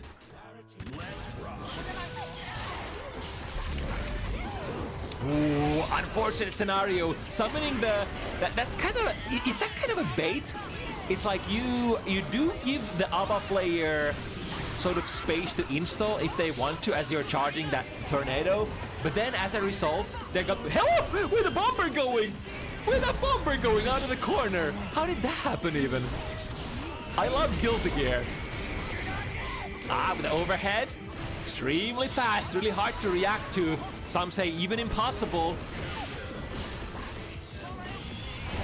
And at the very end, Keeper of the Key still going in. Uninstall once again. That's something you can do. I wonder what the frame situation there is if you run in the opponent's face with the block stun of Keeper of the Key. Ooh, cool combo inbound though. That's a kill? No. Abba is pretty decently EHP'd character after all. Wow, that key trap came from nowhere! Oh, wait, this is infinite armor, right? Yep! Smacking them down with that downside. Actually, the first time that metadona reaches for that tool, it is understandable because it wastes so much time that, if possible, you would mostly never like to use it. But I mean, if there is RPS to be had against supers, gladly beating a super with that move. One vision is blocked here. Go to the other side. Dangerous, dangerous. 5 seconds left on the clock. The deflect shield gets really good value. That deflect shield there, that's my boy. That's my deflect shield. That's the value deflect shield that potentially might have won the round for Kleb. Or does it? Or does it? 9 seconds of jelly. Lands into a punish. YRC, yep, spend everything that you can in order to maintain your superior position.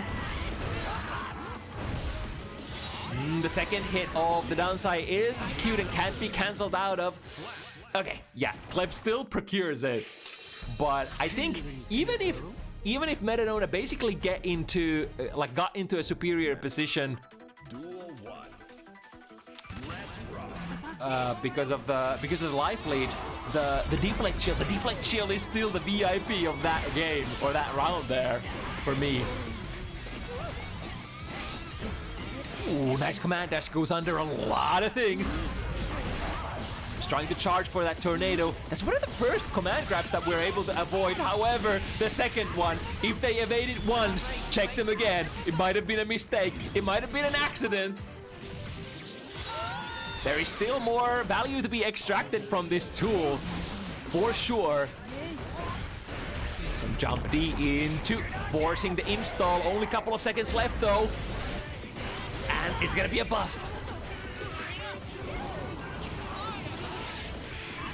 Yeah, spending resources in order to sort of force the gap between the characters, or force the real estate difference, and put this menacing character back to as far of a distance as possible.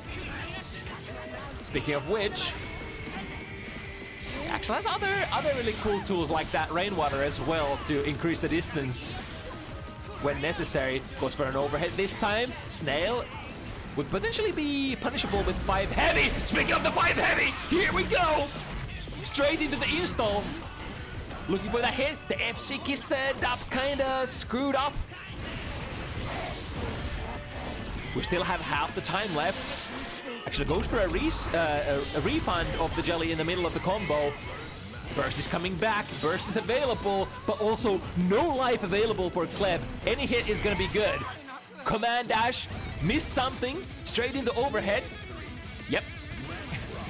It's definitely ABBA gameplay. One cool thing about Metadona's ABBA is that I don't think I've ever seen anybody use that command dash as much as Metadona is using it here, into really good effect as well. It's been really successful evading a lot of stuff with that.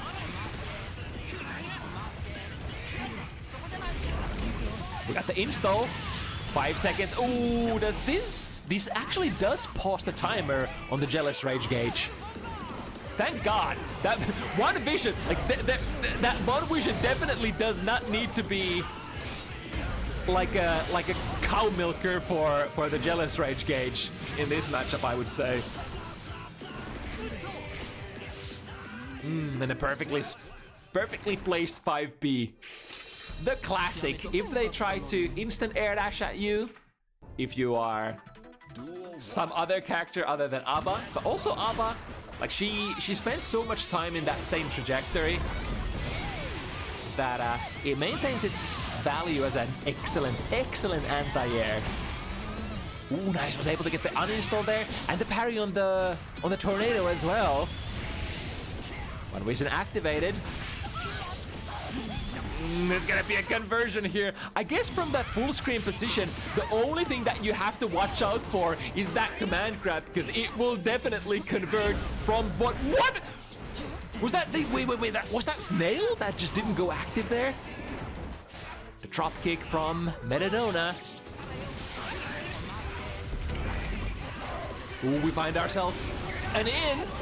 This time Kleb was kind of smart there, saw that the occasion was not ready for a 6P or any kind of anti-air for that matter, so chose to not press in that RC situation. Set point, Kleb.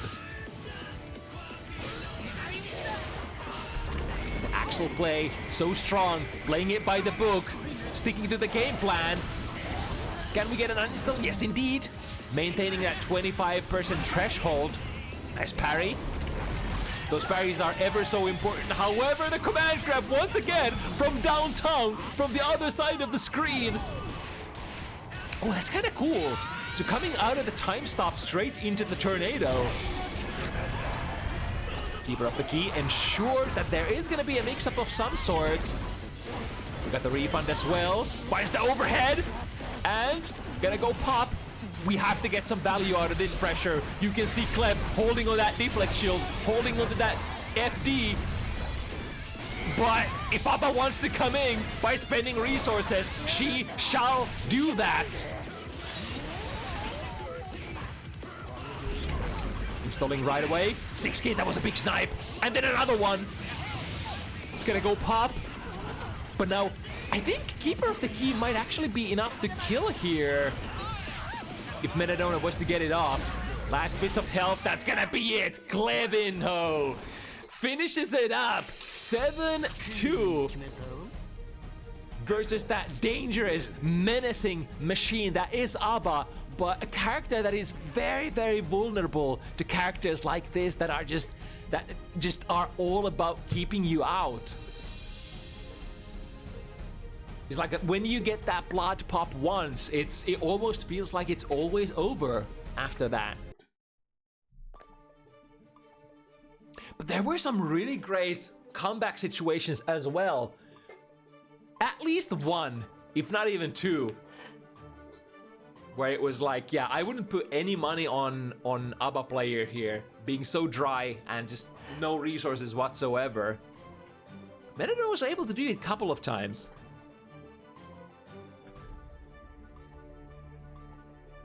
Right, we got two more left here. Next one is gonna be Rile, who is, I believe, making his second appearance on Bounty Hunters. Gonna be fighting against one of our harder, what's the word I'm looking for? Regulars. That's the one. One of our tried and true regulars in the form of Spooky, who is gonna be playing Slayer here. So another keep the dangerous man away kind of a matchup. Testament would enjoy nothing more than the vampire to stay on the other side of the screen, but alas, Slayer has a lot of tools that just can close the distance extremely fast. Here's the kicker though, or here's the thing. Slayer is extremely horizontal in his movement, and I think if there is a character who's super good at sort of preventing the opponent from advancing on the horizontal trajectory, it's gonna be Testament. Like, there's no getting around that S fireball. It's just so good.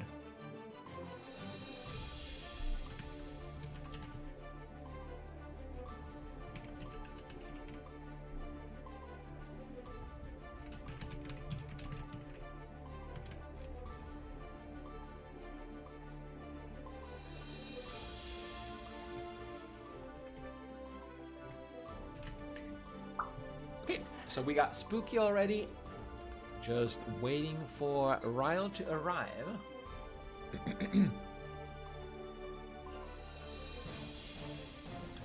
I think was Rile playing Testament for his debut match as well? Let me, yeah, it was Testament. There's a lot of different players who sort of hop in and out of Testament here and there, so sometimes it's like memory is little bit rusty and memory does not serve, and it's like, wait, was this Testament player the one that also plays many other characters? But I think this is just the Testament commit kind of a ship here.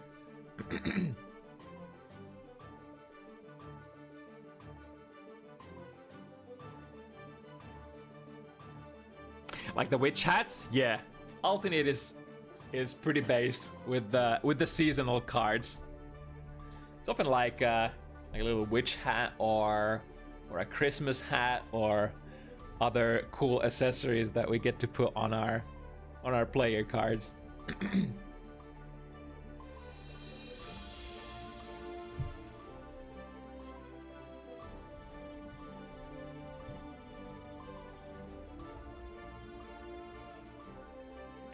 And even though Halloween technically kind of passed, or I mean, well, let's put it like this: my wife is currently in a Halloween party as well, so one could say that the Halloween never ends. Even if October is over. Let's see. Do we have any sign of our Testament player here?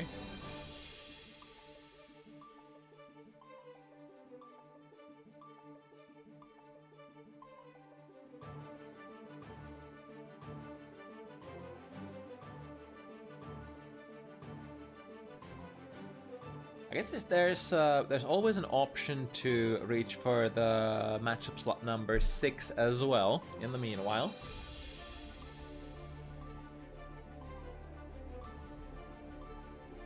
Which could potentially be the play here, let's see.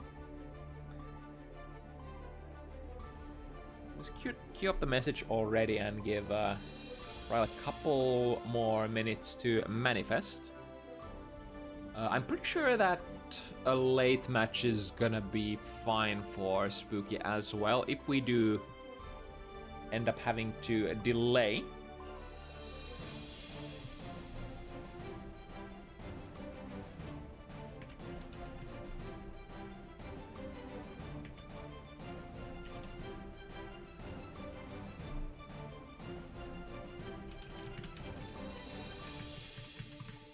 Oh, okay, never mind. We got our suspects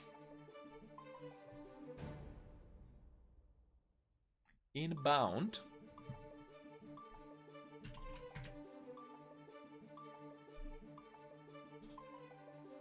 But yeah, so speaking of the horizontal trajectory meta here in this matchup, it's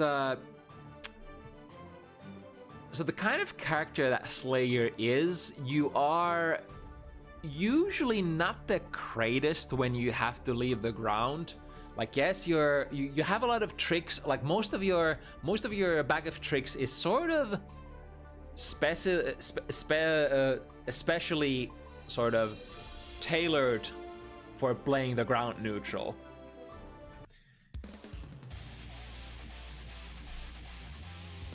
But the kind of character we're fighting here in the form of Testament, like we mentioned, Testament is so good at forcing you in the air, like no matter what character you are.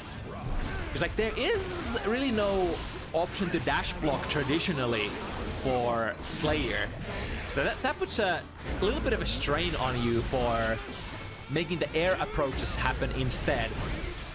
Of course, if you do manage to get a little bit closer, for example, to that too heavy distance, then the script kind of flips on its head.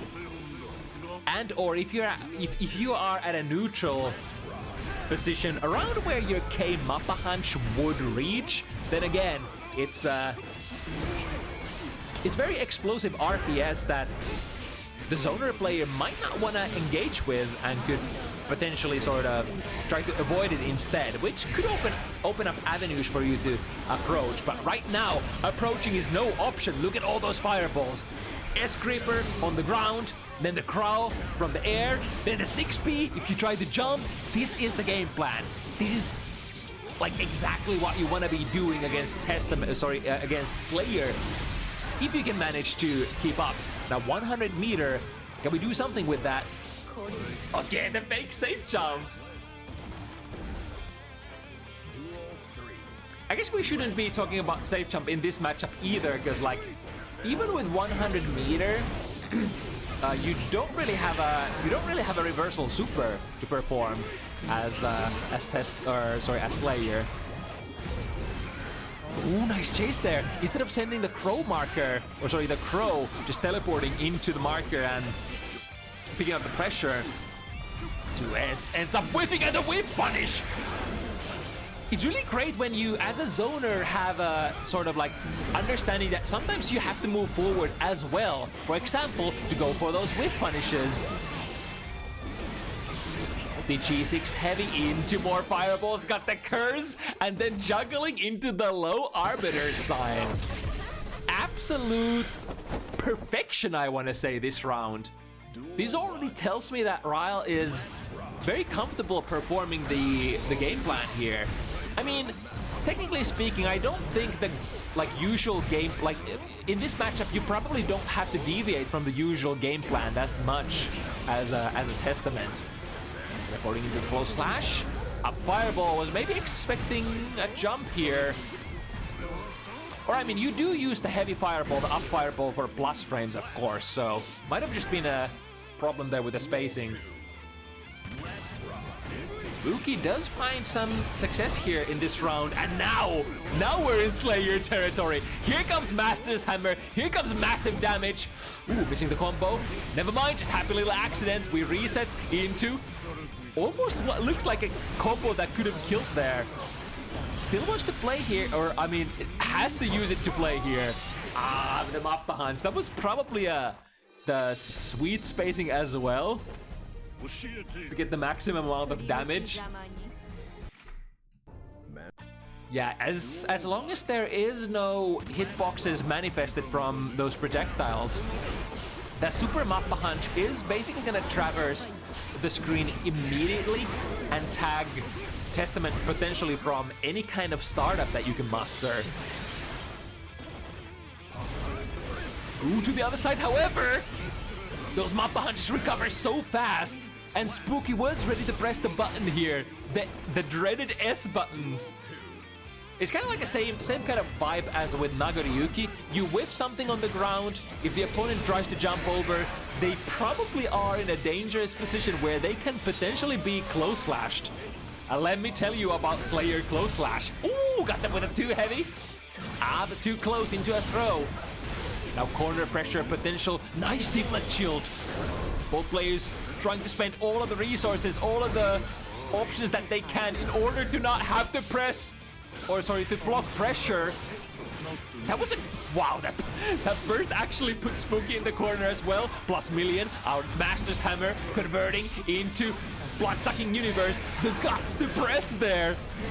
I mean, you can't really respect there, because like, you have basically no life left. Recovery is there, or rather isn't.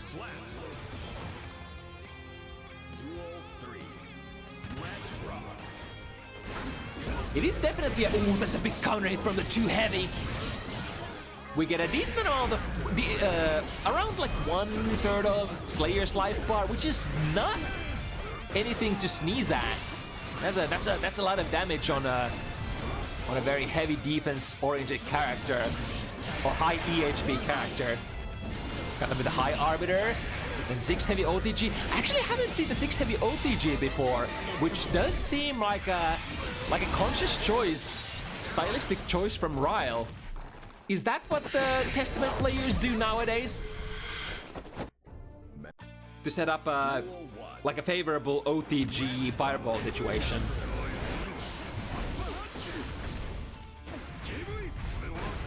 Oh, it's a lot of plus.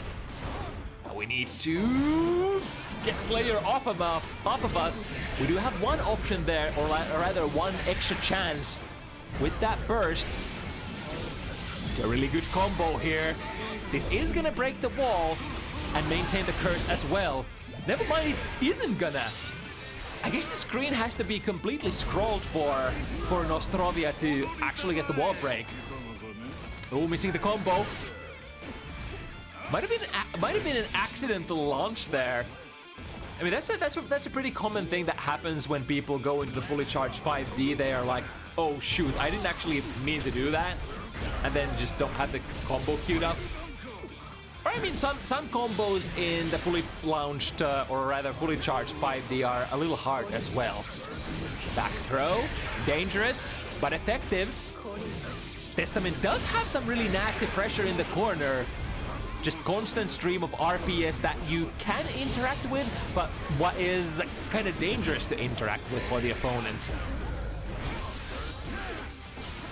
The corner carry combo ends up dropping in the middle. Spooky still with the life lead. Rile with a lot of meter here. Escapes the corner with a super jump air dash out, the classic. Ah, but a 20 frame cross up. You ready to react to this? Me neither. Ooh, the lingering hurt box of the heavy fireball actually ends up still catching Spooky.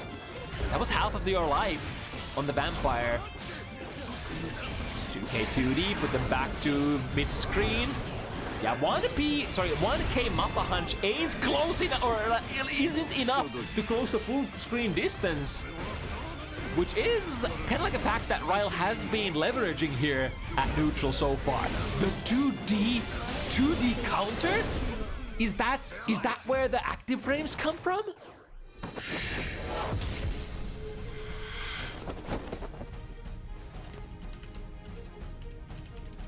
Because like usually one of the options against Slayer is that you kind of want to bring as many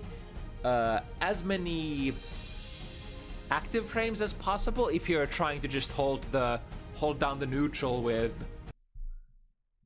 your normals and not allowing the opponent to get in with like just a stray Mappa Hunch.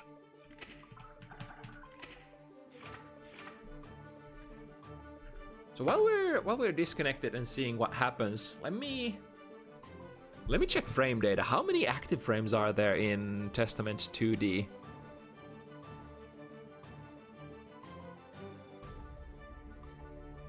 Because that is a really interesting option. Only 3 actives, huh? But I mean, it's probably the best you're gonna get on Testament. Because a lot of your grounded normals just don't really provide you more than three active frames. Unless you go for 2 heavy, of course. That's a beast when it comes to active frames. That's like 9 frames of actives. But it is also fairly whiff punishable. So like if you whiff a Testament 2 heavy at neutral against a Slayer, it's kind of feasible that they're just gonna reaction Mappa Hunch in, are they not?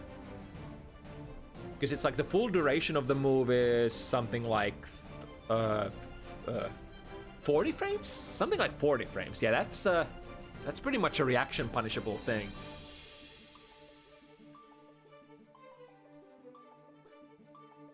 Or hell forbid if they are in the 2 heavy distance.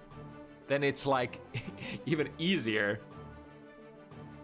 Or not necessarily easier, but more lucrative. Okay, so looks like Rile did take that game, right?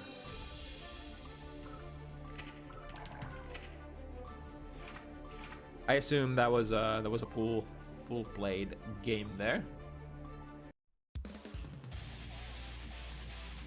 Tell me otherwise, though, if that was a sandbag. I was actually concentrating on reading the frame data and not looking at the health bars during the radio broadcast. Okay, back into it. with a slightly delayed super jump forward. Don't worry, it's all in the script. Oh, with the K-Mappa Hunch. S-Fireball is like slightly dubious frame advantage at neutral if you manage to land it from certain spacing. So K-Mappa, if you're not, oh, I think Rile didn't press anything here, so we'll be able to block. 2K triggering the Stain Explosion, applying it again. Oh, but here comes the K-Mappa again. Ooh, the clash of 2 Ps. Both, I believe, 5-framers, so in that situation it would just be a matter of who gives up first. It's rather a game of chicken. Oh, here we go. Baits a burst, however, doesn't block long enough. Had the right idea here on the side of Spooky. Rile once again sending the Vampire full screen, OTG6 heavy, and then into this familiar sequence. Push towards the corner. Ooh, this is a good place. Counter hit, that's gonna be a kill. 100 meter in the tank as well. Calamity 1 is gonna take it. With great momentum comes great responsibility. Maybe. Let's see if Rile can maintain here till the end of the set. But it looks like, based on all of the games that we have played so far, Rile has pretty much the perfect idea for how to approach this. And of course, the angles, it's like the primary feature of maneuvering the neutral here for Testament is sending the right fireballs in the right sequence. If you can guess like which trajectory Slayer is gonna take, you can probably pick a tool for them. Oh, that was an interesting looking combo there with the slowdown frames of the PRC. Right, Spooky with maybe a small advantage. Oh, nice! Both players went for light starters there in the air-to-air exchange. But it looks like Spooky was a little bit more preemptive here and able to pick up the combo from that one. Now here come the Slayer shenanigans. We find the hits, half of your life gone, and now blocking Master's Hammer in the corner. That was a great FD here. Ah, but Spooky sees the burst coming from a mile away. And looking for one more hit. Good spacing there on Rile though. That was a completely missed 2D from Spooky. Meter is available for both players. It's gonna go defensively. Oh, that was definitely worth it. Spending basically everything. First the YRC and then the blue Wild Assault in order to guaranteed get in. And securing another game here, absolutely necessary for Spooky if he still wants to fight for this round. Oh, sorry, for this set. That was a great check here. Tried to steal the corner here on the cross-up Mappa. Sorry, the cross-up Dandy Step. Cross-ups just keep on coming.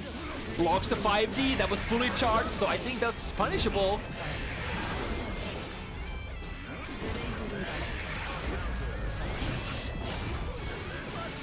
Has the marker here as well. A couple of different options. Nice sequencing. Instead of just autopiloting into the Crow, able to get the super as well as the curse in the next screen. Yeah, really cool sequence once again. Kind of like using the sort of threat that the instant air dash, jump heavy, jump D, low fireball is gonna be like pretty much airtight way to get yourself another curse.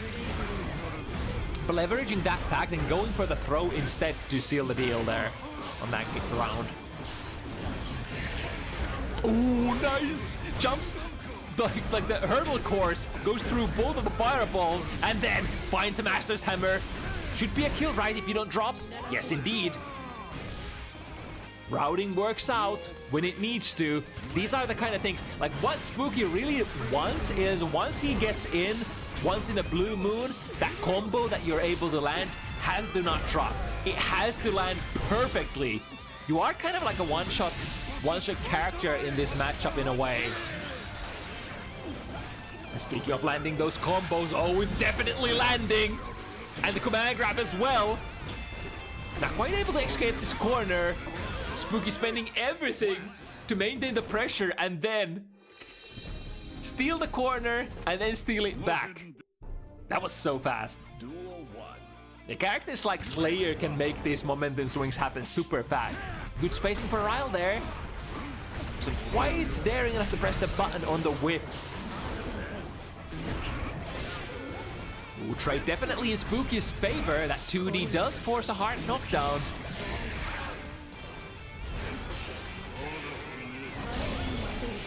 He's able to get the reversal super here. Looking for a couple more combos, switching sides with that possession. Here comes the mix-up, the cross-up once again, 20 frames of react to this. And finishing it up with a command grab. This, the mental stack is just so heavy against Slayer. You're like, trying to mind the plus frames, trying to mind the command grabs, trying to react to the left rights, but then also trying to like reaction throw the Master's Hammer, and oh my goodness, there's just so much stuff.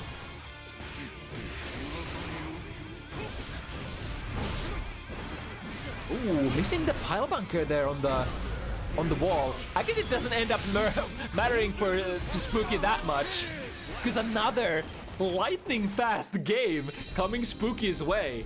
Are we just gonna even it out just like that? Rile with a massive lead, looking like it's slowly flowing through his fingers like little grains of sand.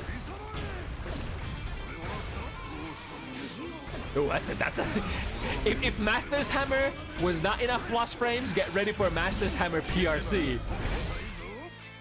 Shouldn't be a kill yet because Spooky doesn't have a super here.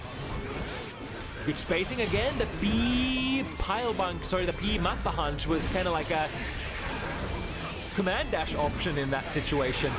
Oh, this could be good. This could be good for Rile. Mounting up a comeback. We do have a lot of tension as well to make funky plays. Maybe even one of those FRC crows. I'm not sure if that's in Rile's toolkit though. But Spooky does make it in there in time to finish up the plate. Uh-oh! That's a big counter hit, forcing a wall slump straight away with that pile bunker. Same kind of feature as Soul's heavy volcanic viper. Deep dash in with a 6B.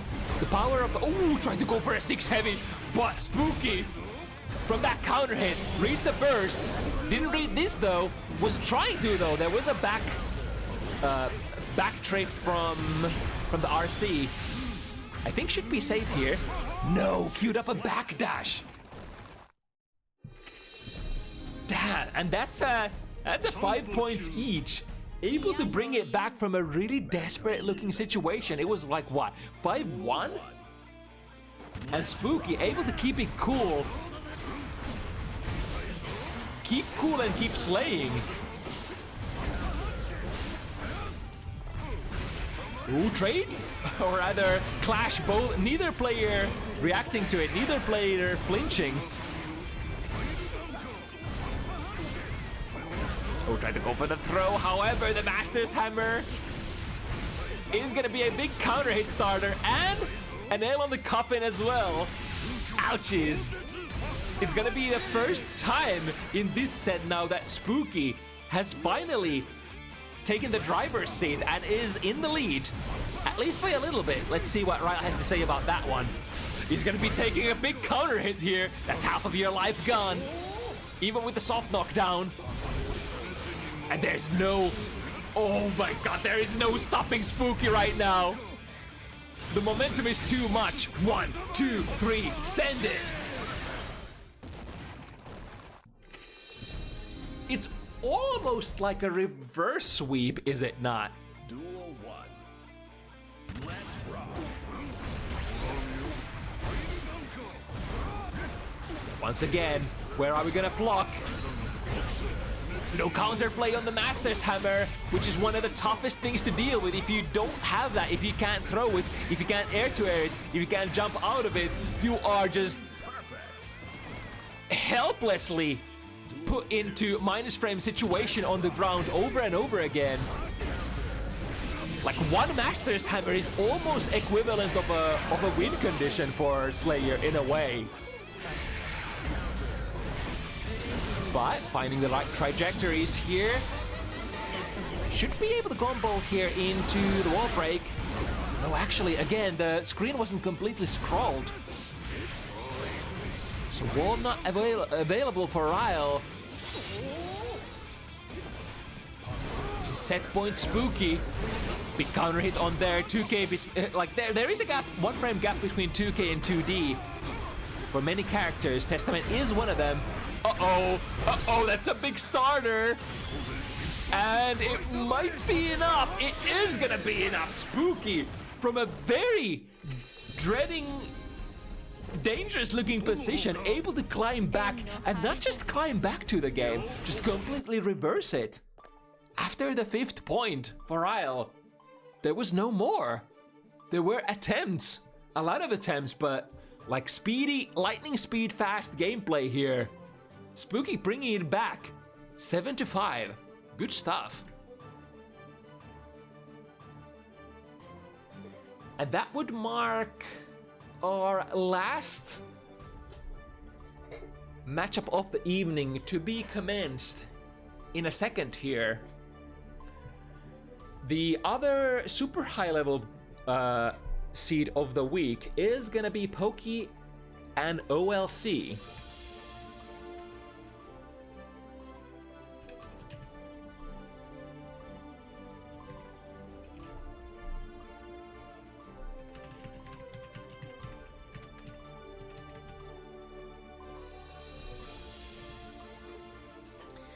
And it's been a long ass time since we've seen OLC previously. It's been around a year, I want to say. So around this time of the year previously is when we saw OLC play the May. But it is only recently that we've seen this character switch from Poke, from Anji to the Kai.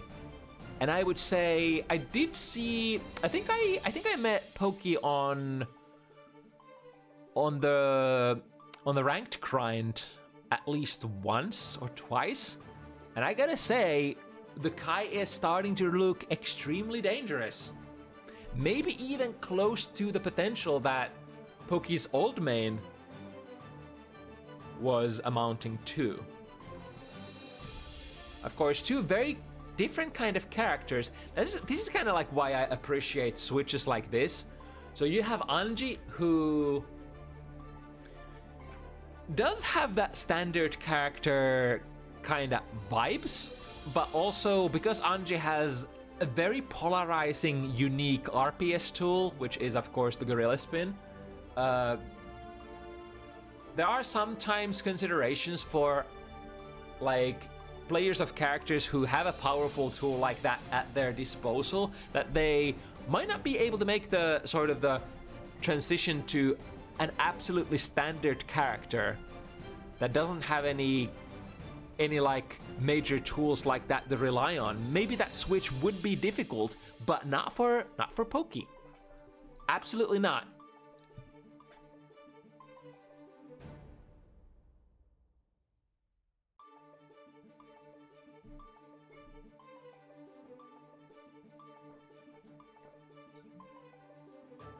Now, historically,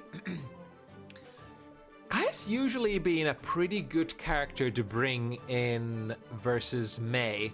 Because Mei has been like, throughout the history of Guilty Gear, has been like extremely airborne kind of a hero. And if you can't have the anti-airs, if you don't have the anti-airs against this character, it's very dreadful. Now, it has to be said that Kai has lost that anti-air to heavy. I mean, it's still kind of there, but kind of not, from like the powerhouse of a button it used to be. But Kai still has a very good repertoire of anti-airs in order to sort of tame the wild girl that Mei is.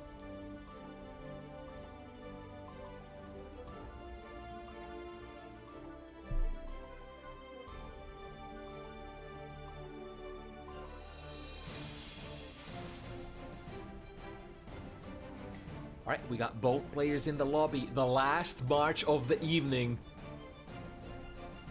Last time we saw Poke play on Bounty Hunters, it was, I think, a completely different kind of experience. Poke did take the debut Kai match, of course, but the skill level, the scale of the match has just completely changed since then. Now, we're in the big boys leagues.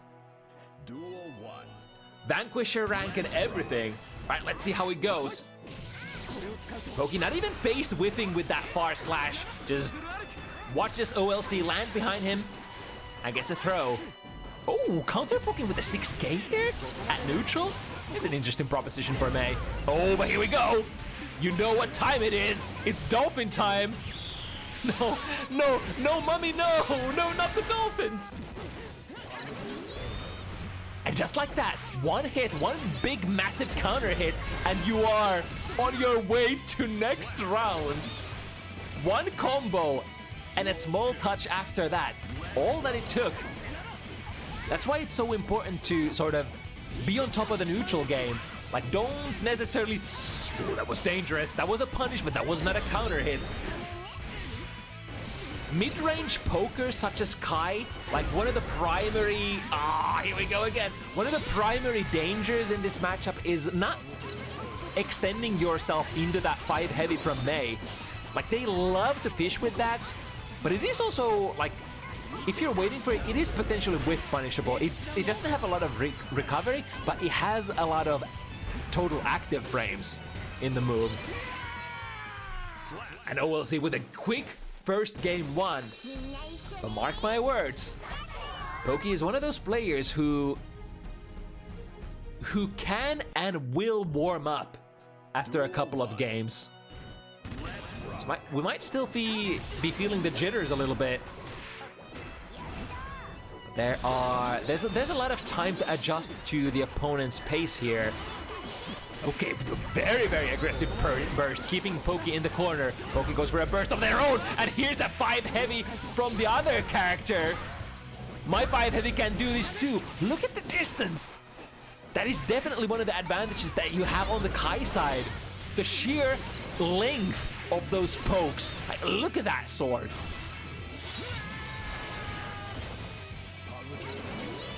It's the explosive power and the defensive hitbox of May's 5 heavy versus the sheer reach and disjoint of Kai's heavy buttons and S buttons as well.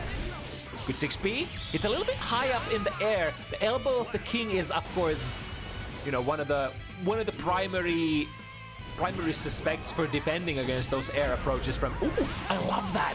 The JD stole there, probably in Poki's blood, because Anji has a similar tool. Does he not? The jump D, the parasol, like bounce in the air, can do the same stuff. Block on the left, right, and then punishing with the far slash. Immediate burst from OLC. Poki still holding on to that burst. Might have to go for it. Does so. Lots of meter. Sent that slide. We've seen a little bit of this gameplay from Unica that we had earlier. If you have 50 tension available, you can send it, and you can convert it as well. Nice with the side switch as well, Poki. Saying that I'm not going down as easily. I'm not that easy to abuse. I have some explosive power of my own as well. Setting up the new Fireball Oki. Actually, that's not new. You could always set that up from 2K2D, but you can set it up now from the slide, right? I think if you have electricity applied, was that the change to the new iteration of Kai? Ooh, good slide under. We got the slide here too. Not necessarily as fast as Kai's variant.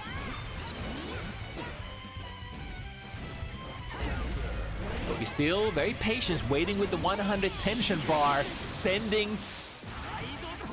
Yeah, it was not consumed. I was a little worried that it might have been consumed by the FD earlier, but no, able to build it back. Able to burst out in time as well. One hit for either player. Orange Wild Assault no longer guarantees you pressure.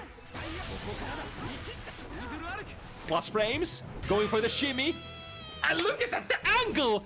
I thought OLC had already crossed up.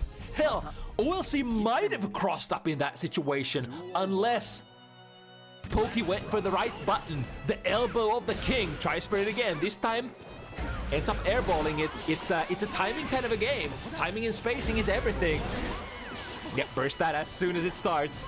None of that 5 heavy counter hit stuff as long as you have burst available. One of the few, like one of the sort of famous moves that you probably have to burst immediately. You can't just watch the combo movie through. Speaking of combo movies, a big wall break here.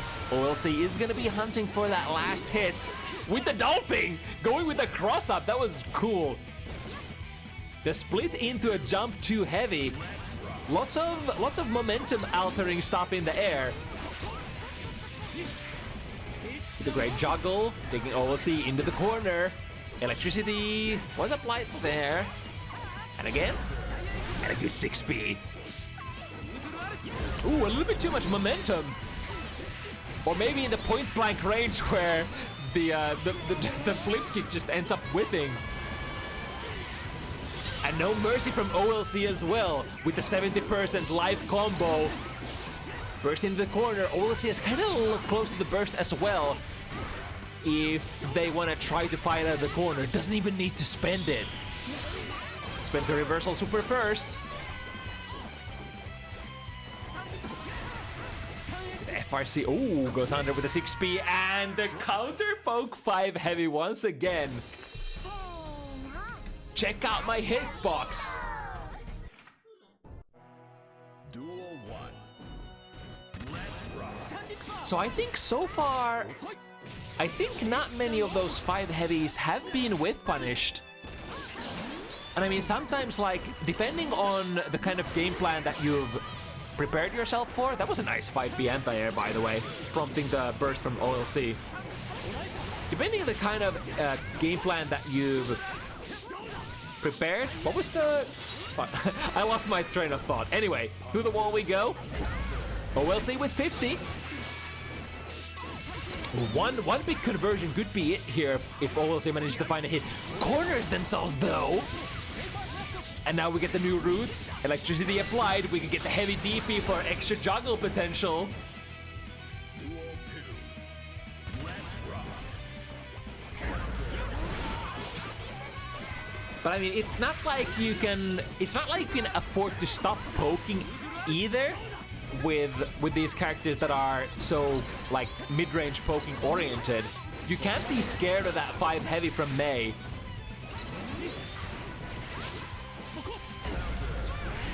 Or rather, you should be scared, but not too scared. There's just the right amount of scare. Oh, again, the jump D air stall, putting Pokey in a perfect position to land a jump in.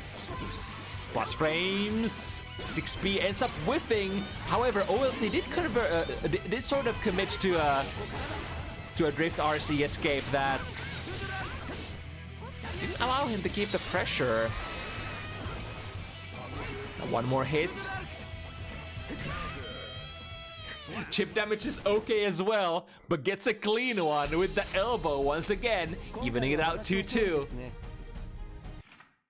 The anti-airs are fairly consistent here. Looking so far so good. Engaging with the jumpy, able to actually get a little bit of a conversion here as well with the split. The corner pressure, nice whip punish. No charge though, I think.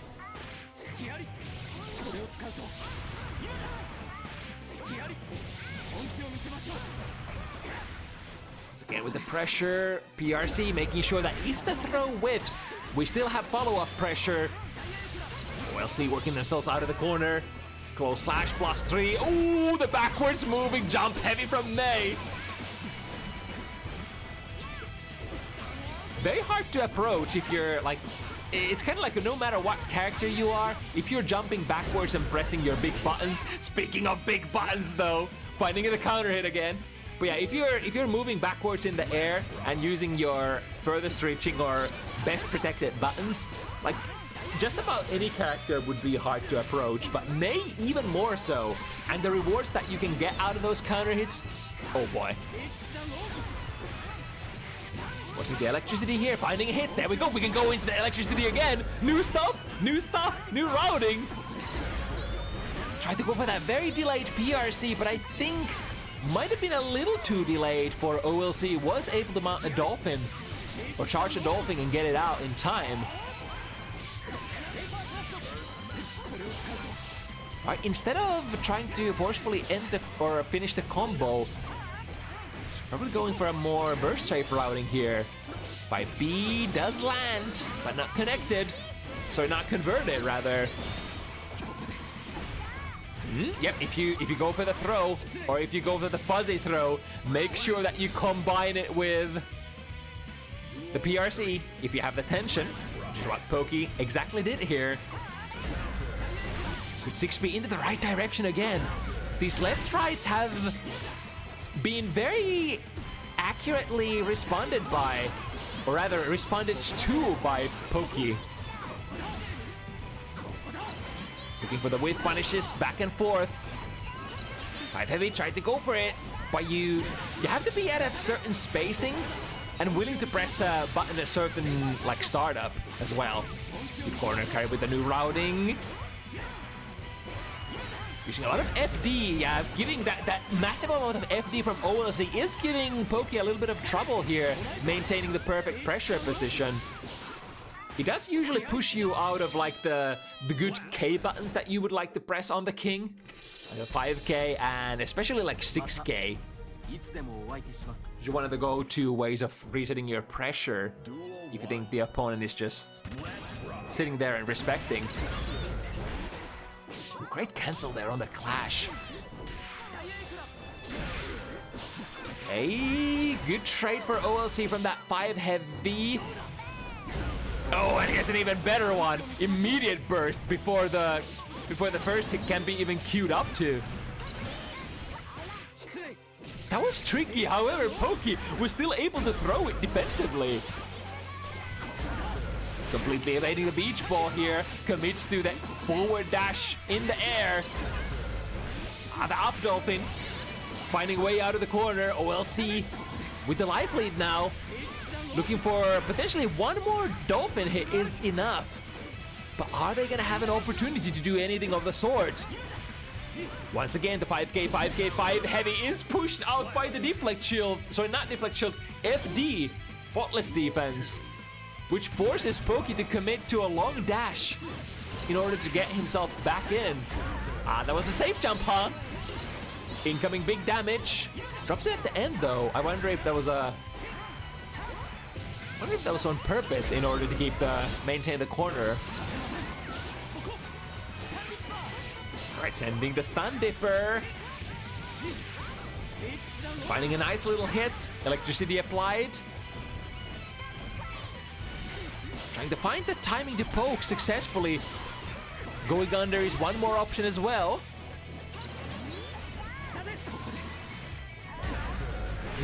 And because OLC was so high up in the air, and because of all of those air sort of momentum altering options that you have available in the air, you can never be sure that Mei is like actually coming down cleanly from those jumps. The trade there. Almost a good one. Like, OLC didn't have too many hit points left. That must have been like 30, 20 hit points. 40, something like that. Once again, in the even score, 3-3. We have left the early game behind. Ah, good bait here. Oh wait, the back shots? Can we say? What was that? What was that routing? I don't think I've ever seen a backwards hitting dolphin like that, or maybe I haven't. I just can't remember. Here we go with the split. Classic left-right. Can be a little bit hard to execute properly.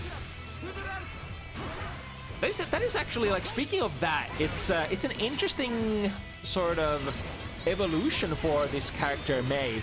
Started out as extremely easy to control character in vanilla, but then has since sort of transformed into a more execution heavy character. Like, you have a lot of execution heavy BMB routing. Oh, out of the corner we go. Charge electricity, coast to coast. Ah, queue up a couple of 5 heavies and then go under. Kind of like diverting your opponent's attention to one thing. It's like, look, here's the thing that you're supposed to whiff punish. When I come try whiff punish it, and then you send the slide. Look at that maneuvering, the double jump, and coming down from a perfect angle for that jump slash. OLC, once again, regaining the commanding position. Or I guess you shouldn't really say commanding, because like neither player has a massive edge here. At least not yet. It's very late 6P, but still works out. Still good. And the best of anti-airs actually end up punishing like landing recoveries in Guilty Gear Strive as well. There's a heavy dolphin, so plus frames out of that, and the onslaught of the follow-up dolphins. Ooh, just sense it. Okay, that was a counter hit though. So decent amount of rewards for Pokey, able to get a little bit of real estate, but not able to keep up the pressure position. Kind of had to commit to like go in or go home kind of a thing. So low health that even a chip damage sequence from OLC couldn't finish it up. All right, that wasn't a counter hit, but we'll take that. As long as you have like 50 meter and an S dolphin queued up, you can convert most things on Mei. But of course, those sequences are not available at the start of the round. Good DP. Working towards getting the corner. Yeah, that has worked out for OLC before. If you time your 6P properly, you can go under those fireballs, but if you mistime it, you might still end up eating the projectile. Let's see. Chooses to not commit to the air-to-air shenanigans, just waits patiently for the landing and the shimmy! Here we go! The shimmy of the king! As the kind of gameplay that you have to get used to when you're, oh, was an anti-air 5 heavy. An immediate burst here from Pokey. Very nice routing. And drops it in the corner before the wall break happens. Now landed so high up in the air for OLC that I think they probably landed into not too many plus frames. And then shimmy again! Can we get a kill? Not quite. Sees the dolphin. Tries for the shimmy again. OLC doesn't bite. Once again with the... Oh, that was a nice idea. The 2S there. Could have potentially counter-poked the incoming S dolphin, but the timing wasn't quite there. And now OLC in a striking position, sending so much sea life at Pokey. As long as that meter is still there, the FRC dolphin follow-ups can be done. However, Pokey manages to fight it out.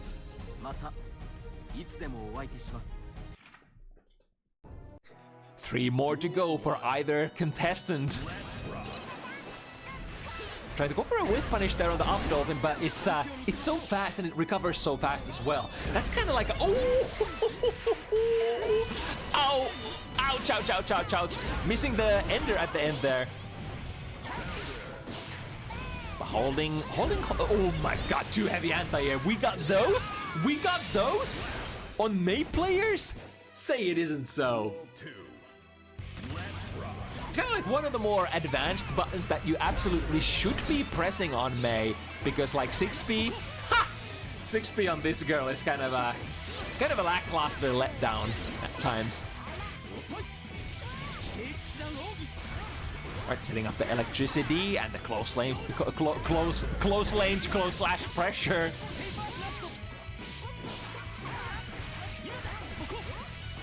Electricity is on again, however, OLC managing to eject from the corner.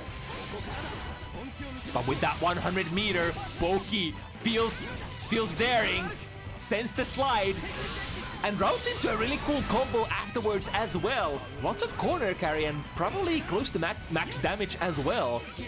And again, look at that. As soon as OLC crosses up, Pokey's just, after that whiff, completely ready to throw. A lot of the trajectories how OLC has been crossing as well have been like just narrowly crossing up and landing point blank straight next to Pokey. Another 5 heavy here. Drops it though. With the splits into an overhead kiss. Into another one. Drops some of the combo damage in favor of the more tricky Oki situation. Or the mix-up rather. OLC, any kind of connection would be good here, and that's the connection. I was about to say, we're gonna have a repeat of the FRC Dolphin pressure that OLC had before in the right corner in the previous game, but not just finding a quick hit and sealing the deal. Oh, that's even better. From the cross up straight into a close slash, forcing OLC to spend that burst resource, all of it. Yo, look at that whip punish. That was a close slash. Oh, I'm so excited for that. That is kind of dangerous and difficult as well. Lesser players would have punished with a 2K or something like that.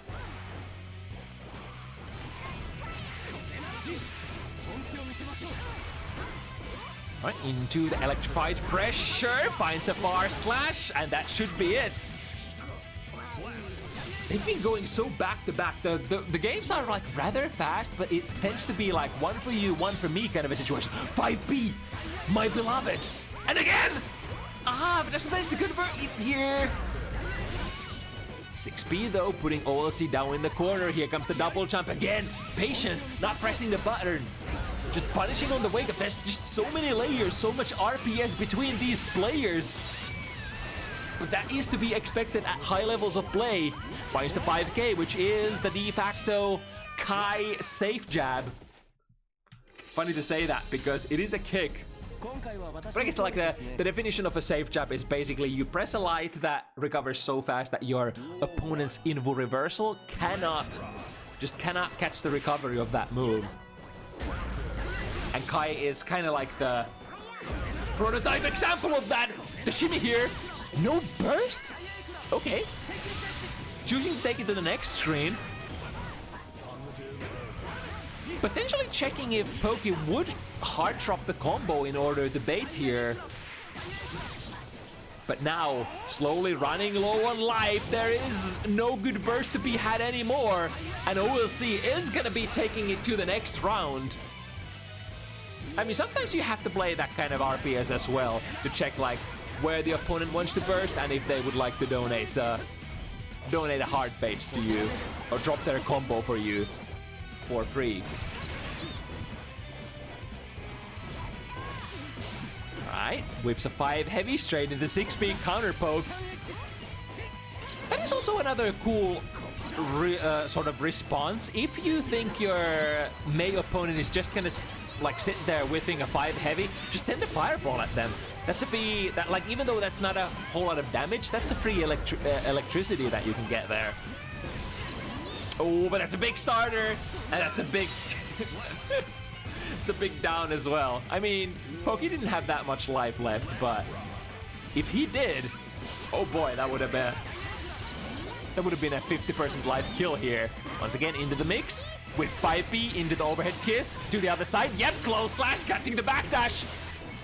Universally close slash is such good tools at like catching people being airborne. Oh, I say that. And Poke just exits that situation with the use of that backdash. 6B, put them back onto the ground. Another one. Plus frames from the flip kick. Either airborne or an electrified opponent. All is good. Shimmies. No tech from OLC. OLC is kind of low on resources here, which is a problem that allows Poke to just send a couple of neutral bombs, such as that Stun Dipper. Baits burst one more time for good measure. But I mean, so here's the thing. There had to be a burst, but at the same time, there couldn't have been a burst.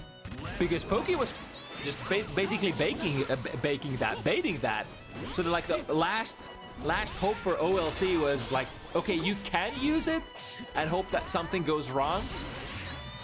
But at the same time, you can't. You just can't. Well placed 2S here once again for Poke. Alright, decent, like a neutrally straight. But now OLC pushing Poke towards to the corner. No 50 meter though, so can't convert, but we can definitely convert from this counter hit.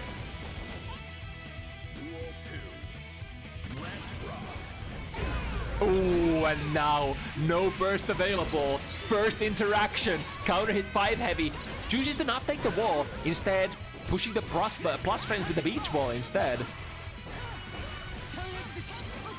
Okay, fighting it out though. Yep. Option select out of that throw. If Poke didn't, that would have been the set there.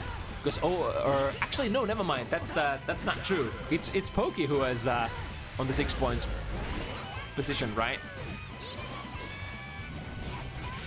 Nice meat punish here. We've been waiting for that, and we're gonna finally see it as well. Burst is available if OLC wants to play hero. But no, not this time. We can take that burst into the last round. Set point, Poke. The anti-air timing wasn't there this time. Xing in the corner position with up dolphin. It's another way that you can use it as a makeshift escape the corner kind of a tool. Be really careful here. And that was a punish, but no counter hit. You usually want the counter hit for that 5 heavy. Otherwise, it's gonna be kind of impossible to hit confirm unless you just dial into a dolphin. Successful anti-air. Not quite the kill yet, but it's starting to look really dire for OLC. Might go down here. The combo string actually doesn't work out. 6B. Wall break would be it. No dice though. Deflect shield. Baits it out. Tries to shimmy. The out of the corner attempt to double jump. However, Poke stays tight as heck. And anti-airs there on the landing. The prophecy of the anti-airs and Kai Kisk. You better get off that Kai if you can't anti-air, but you bet your ass that this player, Pokemaniac, absolutely can. And those anti-airs, those anti-air choices there in that matchup were, I want to say, basically the MVP tool. Jabbing 5B at the perfect timings, 6Bing at the perfect timings, that's all you need. Those were basically kind of like the tools that Poke was working with in the anti-air situations. I mean, also if you count it as an RPS situation, also the no anti-air is a valid choice, because there were a lot of situations where OLC just like sort of jumped at Poke and was like, okay, I'm probably gonna be anti-aired here, so I'm just gonna block. And as a response, Poke just like not necessarily anti-airing, but just waiting for the landing and then going like hunting for the landing instead. Was able to crouch under a decent amount of like those cross-up attempts as well. I'm just glazing over all of those, and like those anti-airs was just, yeah, the consistency. It's great to see. It's absolutely amazing to see. But of course, something that you would also expect to see from Kai players. I mean, it's like, why would you be playing Kai if you don't have the anti-airs in your blood? It's kind of like one of the best things that you have always been able to do. Anyway, that will be the event for today. 6 matches have been finished. So for now, we are gonna bid you farewell and remind you that if you wish to sign up for the event next Sunday, you can definitely do that. Join my Discord, sign up through the Google Forms, and we're gonna try to matchmake you with somebody of your of equivalent skill level, as well as somebody that you have a pretty good connection to. And yeah, next Sunday, once again, the ride never ends. Guilty Strive until the end of time. 5 p.m. CET. See you then. It's been fun casting these games. See you next Sunday. Stay safe. Have a fun rest of your weekend, and bye-bye.